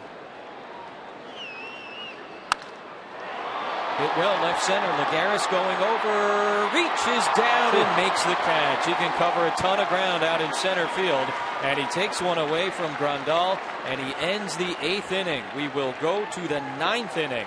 A big-time catch from Lagares, and the top of the Met order is coming up. Curtis Granderson, Daniel Murphy, and David Wright in a tie game.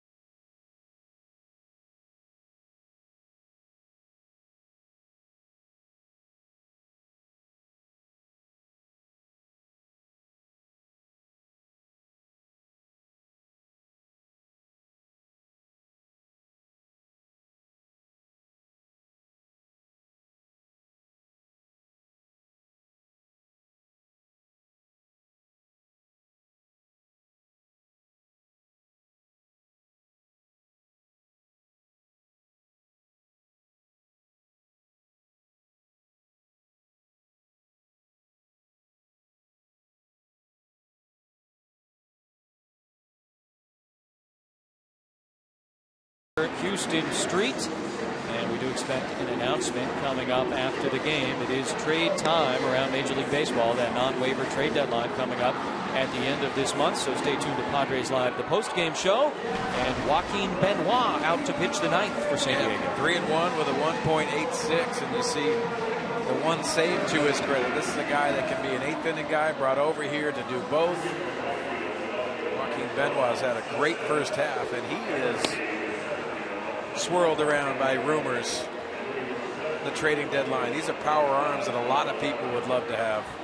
Yeah, all those contending teams, so many of them have question marks in their 8th and 9th inning roles in the bullpen. And the Padres have a couple of guys that have been as good as anybody in the major leagues in 2014 in Benoit and Street.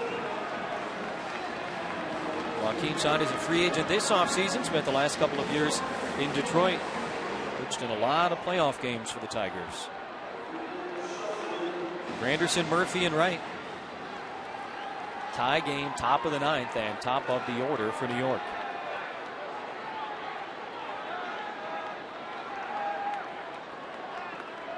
Joaquin Benoit, Granderson had their battles in the American League.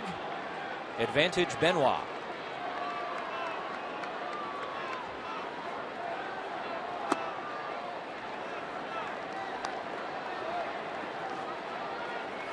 Change-up misses, ball 1.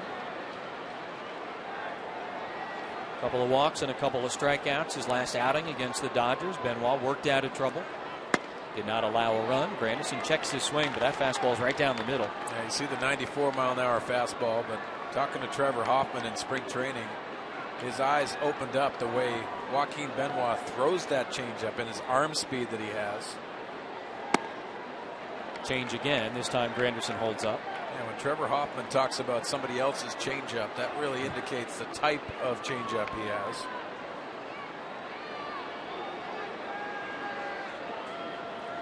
It's like Mozart complimenting your piano playing. Exactly right. Granderson checks his swing at another changeup. No swing, says third base umpire Eric Cooper. Looked like a good pitch. Fox tracks number 4 right down there. Looked like a pretty good pitch on our Southlands Technologies Fox tracks. Right on the border, could have gone either way. It goes Granderson's way, and now a 3-1 is way inside, ball 4. A leadoff walk for Granderson here in this tie game in the 9th inning.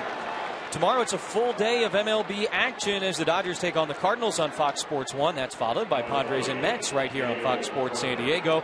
Coverage begins at 12:30 p.m. Pacific tomorrow on Fox Sports 1 and continues at 5 p.m. Pacific on Fox Sports San Diego. You see Curtis Granderson, his 55 walks, 4th in the NL. It's a reason why you see him at the top of the order. Not always a walk guy either. He's done a good job this season as Murphy's way late on a 94-mile-per-hour fastball from Benoit.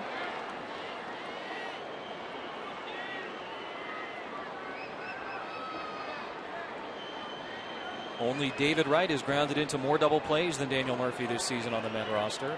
11 times he's hit into the twin killing.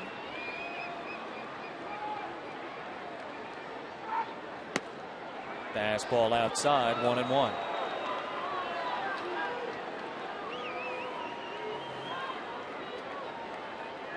Granderson stole a base back in the 2nd. 8 of 10 so far this year.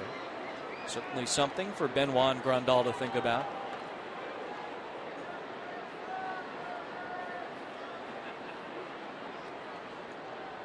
Stays put, and the pitch is fouled off, 1-2. You see that modified leg kick and still getting that velocity up to 94 miles an hour on the fastball. Can disrupt the hitter's timing as well when you have that slide step.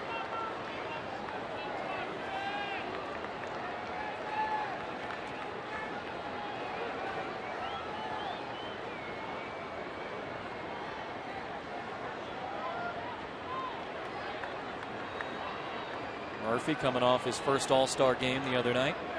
0 for 4 tonight. Fouled away. Still 1 ball and 2 strikes.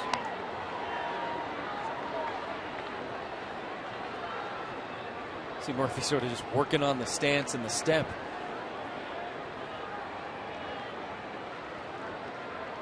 He's a grinder kind of guy. Yeah, a lot of thinking going on, too. You can see him out of the batter's box,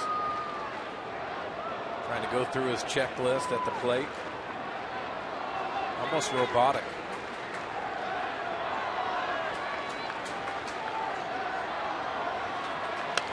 One, two on the ground up the middle. Amarista stops it. Great play. Throw to first, and he got him.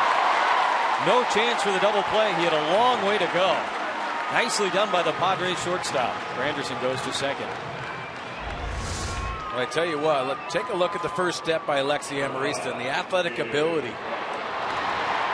Making that play look very easy, and that was a very difficult play.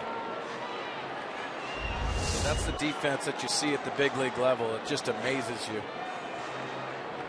It's a utility guy that moves all over the diamond, plays the outfield, plays the infield. He's playing starting shortstop, and he's earned it. It's a nice play. It is a productive out. And so now David Wright with a runner in scoring position and one away. The Mets so far tonight 3 for 9 with runners in scoring position. A couple of big hits in that spot back in the first inning. Granderson at second and right. First pitch swinging to the left side. That'll advance the runner. Headley throws him out, 2 away. Want to let you know, coming up, Fox Sports San Diego, Scott and BR take themselves from the radio to the television Tuesday after Padres Live. Check out the Scott and BR show on Fox Sports San Diego.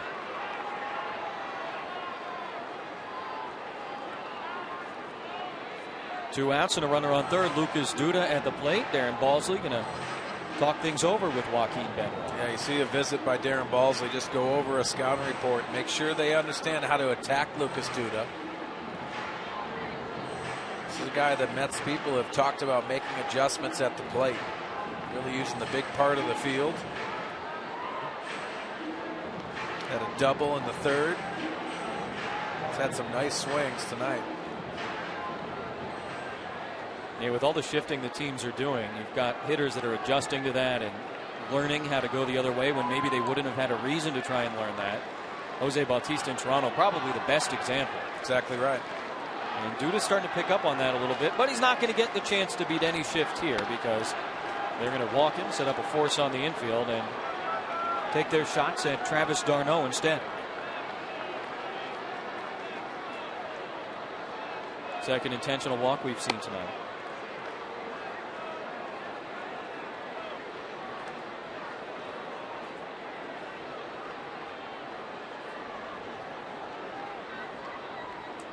There's ball 3.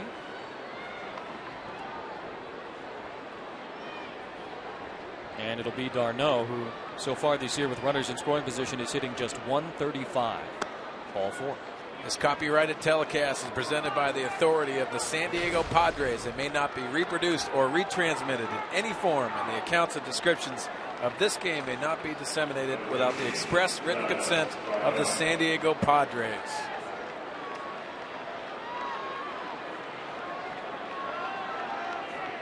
Runners on the corners, 2 outs, tie game, top of the 9th inning. Benoit and d'Arnaud with a lot on the line.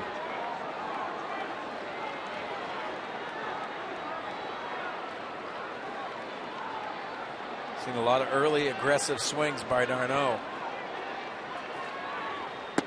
Benoit tries to get him to chase, but he holds up. That's probably why you see that slider out of the hands of Benoit. Adjusting to their style.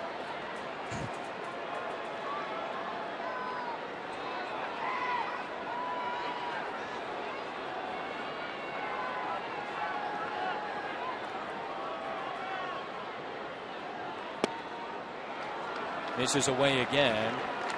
Granderson, potential go-ahead run is at third base. Led the inning off with a walk. Went station to station on a couple of groundouts. Duda at first was intentionally walked so that they could get to d'Arnaud, but Benoit has gone 2-0. Swinging.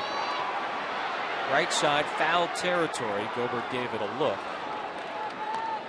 2-1. Yeah, Joaquin Benoit reaches back and throws 95-mile-an-hour fastball there with movement. Indicates the type of stuff that he has.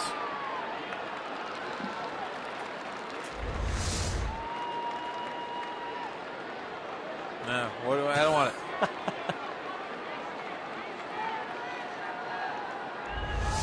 I don't know. I've ever seen that reaction before. Yeah. Oh, take it. Well, they gave it to a kid. That's awesome. Ball 3 to d'Arnaud.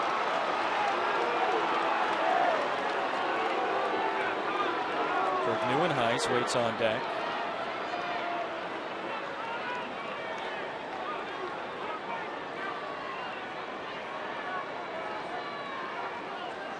It was high.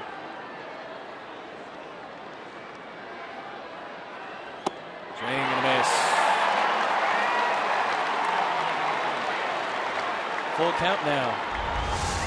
His fastball elevated, just like that pitch previously. Gets d'Arnaud to expand. Duda will get a head start at first base. A lot of options here for Benoit. Got him to chase on 3-1. Ground ball base hit on 3-2. Granderson scores. Mets lead 5-4.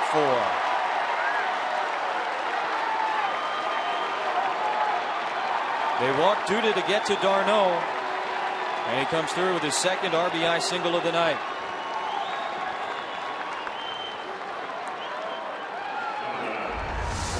You got to credit d'Arnaud for really shortening his swing with 2 strikes.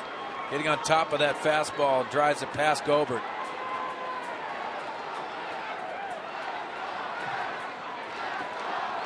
You could see a confident club and a lot of smiles in the Mets dugout. Swept the Marlins going into the All-Star break. Mets won 8 out of their last 10. They led this game 4-0 to see the Padres come back, tie it with 4 in the 5th. Now the Mets take the lead here in the top of the 9th, and the runners are still on the corners for Kirk Neuenhuis. Swings and misses at the fastball, 0-1.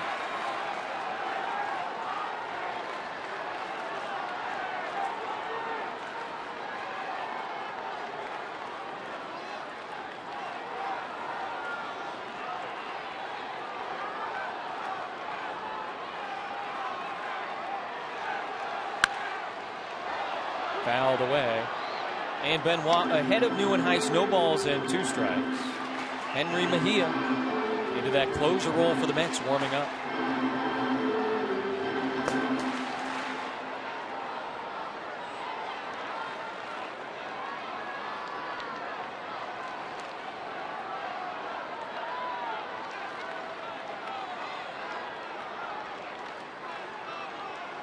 Swing and a miss. Benoit gets Neuenhuis to chase the changeup, but damage done. Travis d'Arnaud with an RBI single.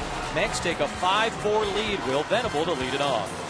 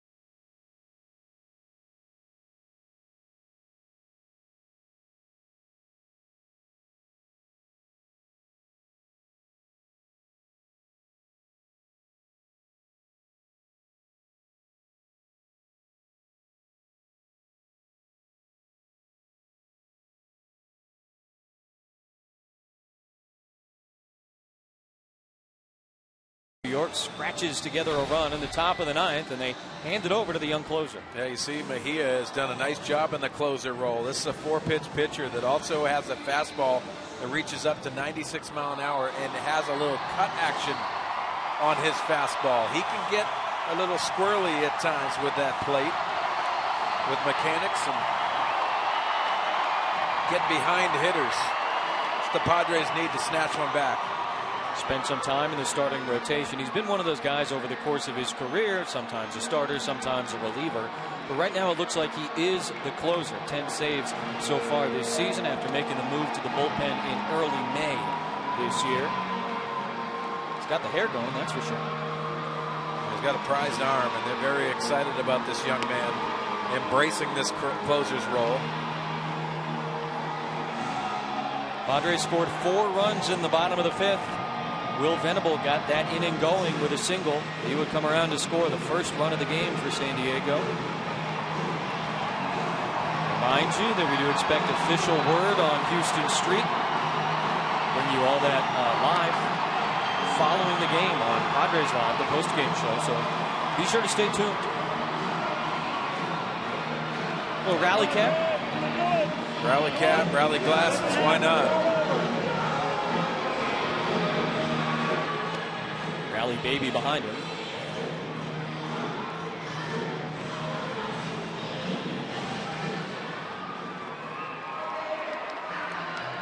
Buddy Black has seen his guys go 41 and 54 through their first 95 games. This is game 96 for the Padres, first after the All-Star break. Deep breath for Will Venable as he stands in against Mejia.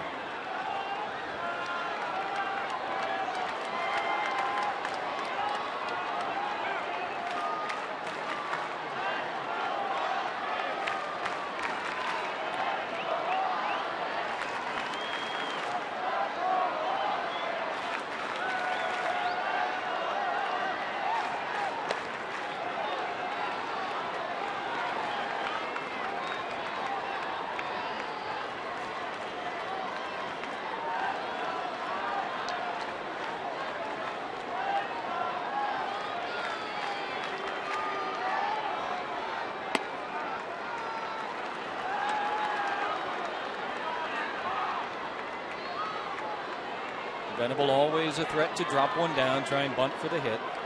Padres need a base runner.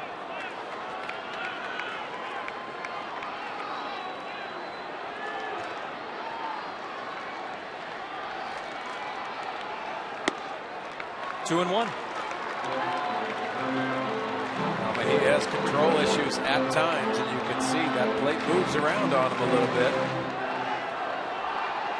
A look middle away. Try to react into that cutting action on his fastball.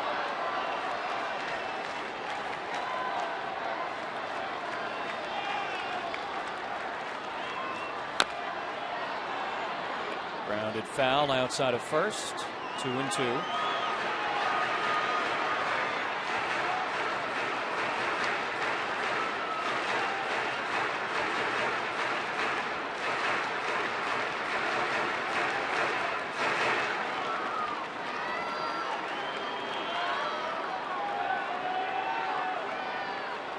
If you're thinking long ball, last one for Venable came June 10th at Philadelphia against A.J. Burnett. This one hit well to left. Nguyen started in, now goes back. Makes the catch, run away. Let's take a look at our keys to the game, brought to you by your Honda dealers of San Diego County. Here's what you wanted to see, Mark Sweeney. Yeah, refresh and ready offensively after the All-Star break. And you see the 4-run 5th inning. So they made some nice adjustments against the starter, Bartolo Colon. And Ian Kennedy, 5 innings, looked like he was just a little bit off tonight. 4 earned runs and the 3 walks.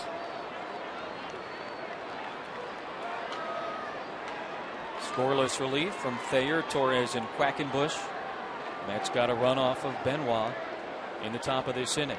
Jake Gobert takes strike 1 from Mejia. Breaking pitch at 79 miles per hour. We've seen 2 first pitch curveballs from Mejia.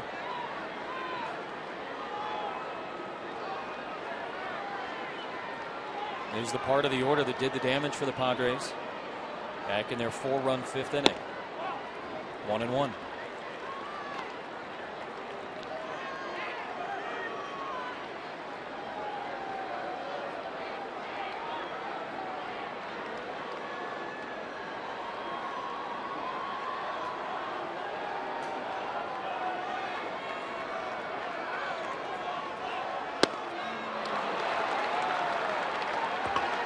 hard slider by Mejia. It's a young man that was a starter in the minor leagues, had opportunities in the big leagues, and be interesting to see moving forward if he eliminates that curveball or slider. Tries to simplify his approach. 10 out of 12 trying to save games this year. 1-2 to Gobert. Strike 3 call.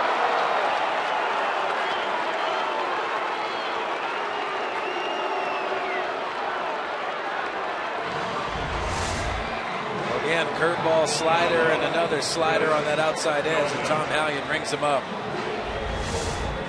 Talk a lot about Grandal, Rivera, their ability to frame pitches. D'Arnaud, usually on those lists of the guys that are the best at it in the big leagues, did a nice job receiving that pitch, giving the home plate umpire a nice look at it. 2 away for Chris Nelson. Called up from AAA El Paso today. Only been in the Padres organization about a month. And he takes a pitch down, 1-0. Nelson, an RBI single back in the 5th. He's 1 for 3. He also scored. Nelson has some pull power.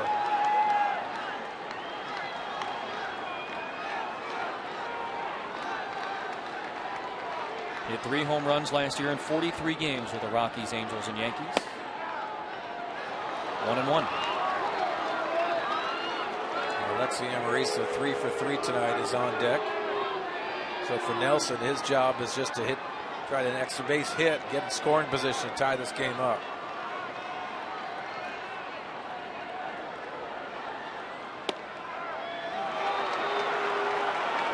Breaking ball nips the bottom of the strike zone. 1-2. Tough pitch. Yeah, tough pitch to do anything with. Some of these pitchers you got to tip your cap. And now with 2 strikes, you got to fight off those tough pitches.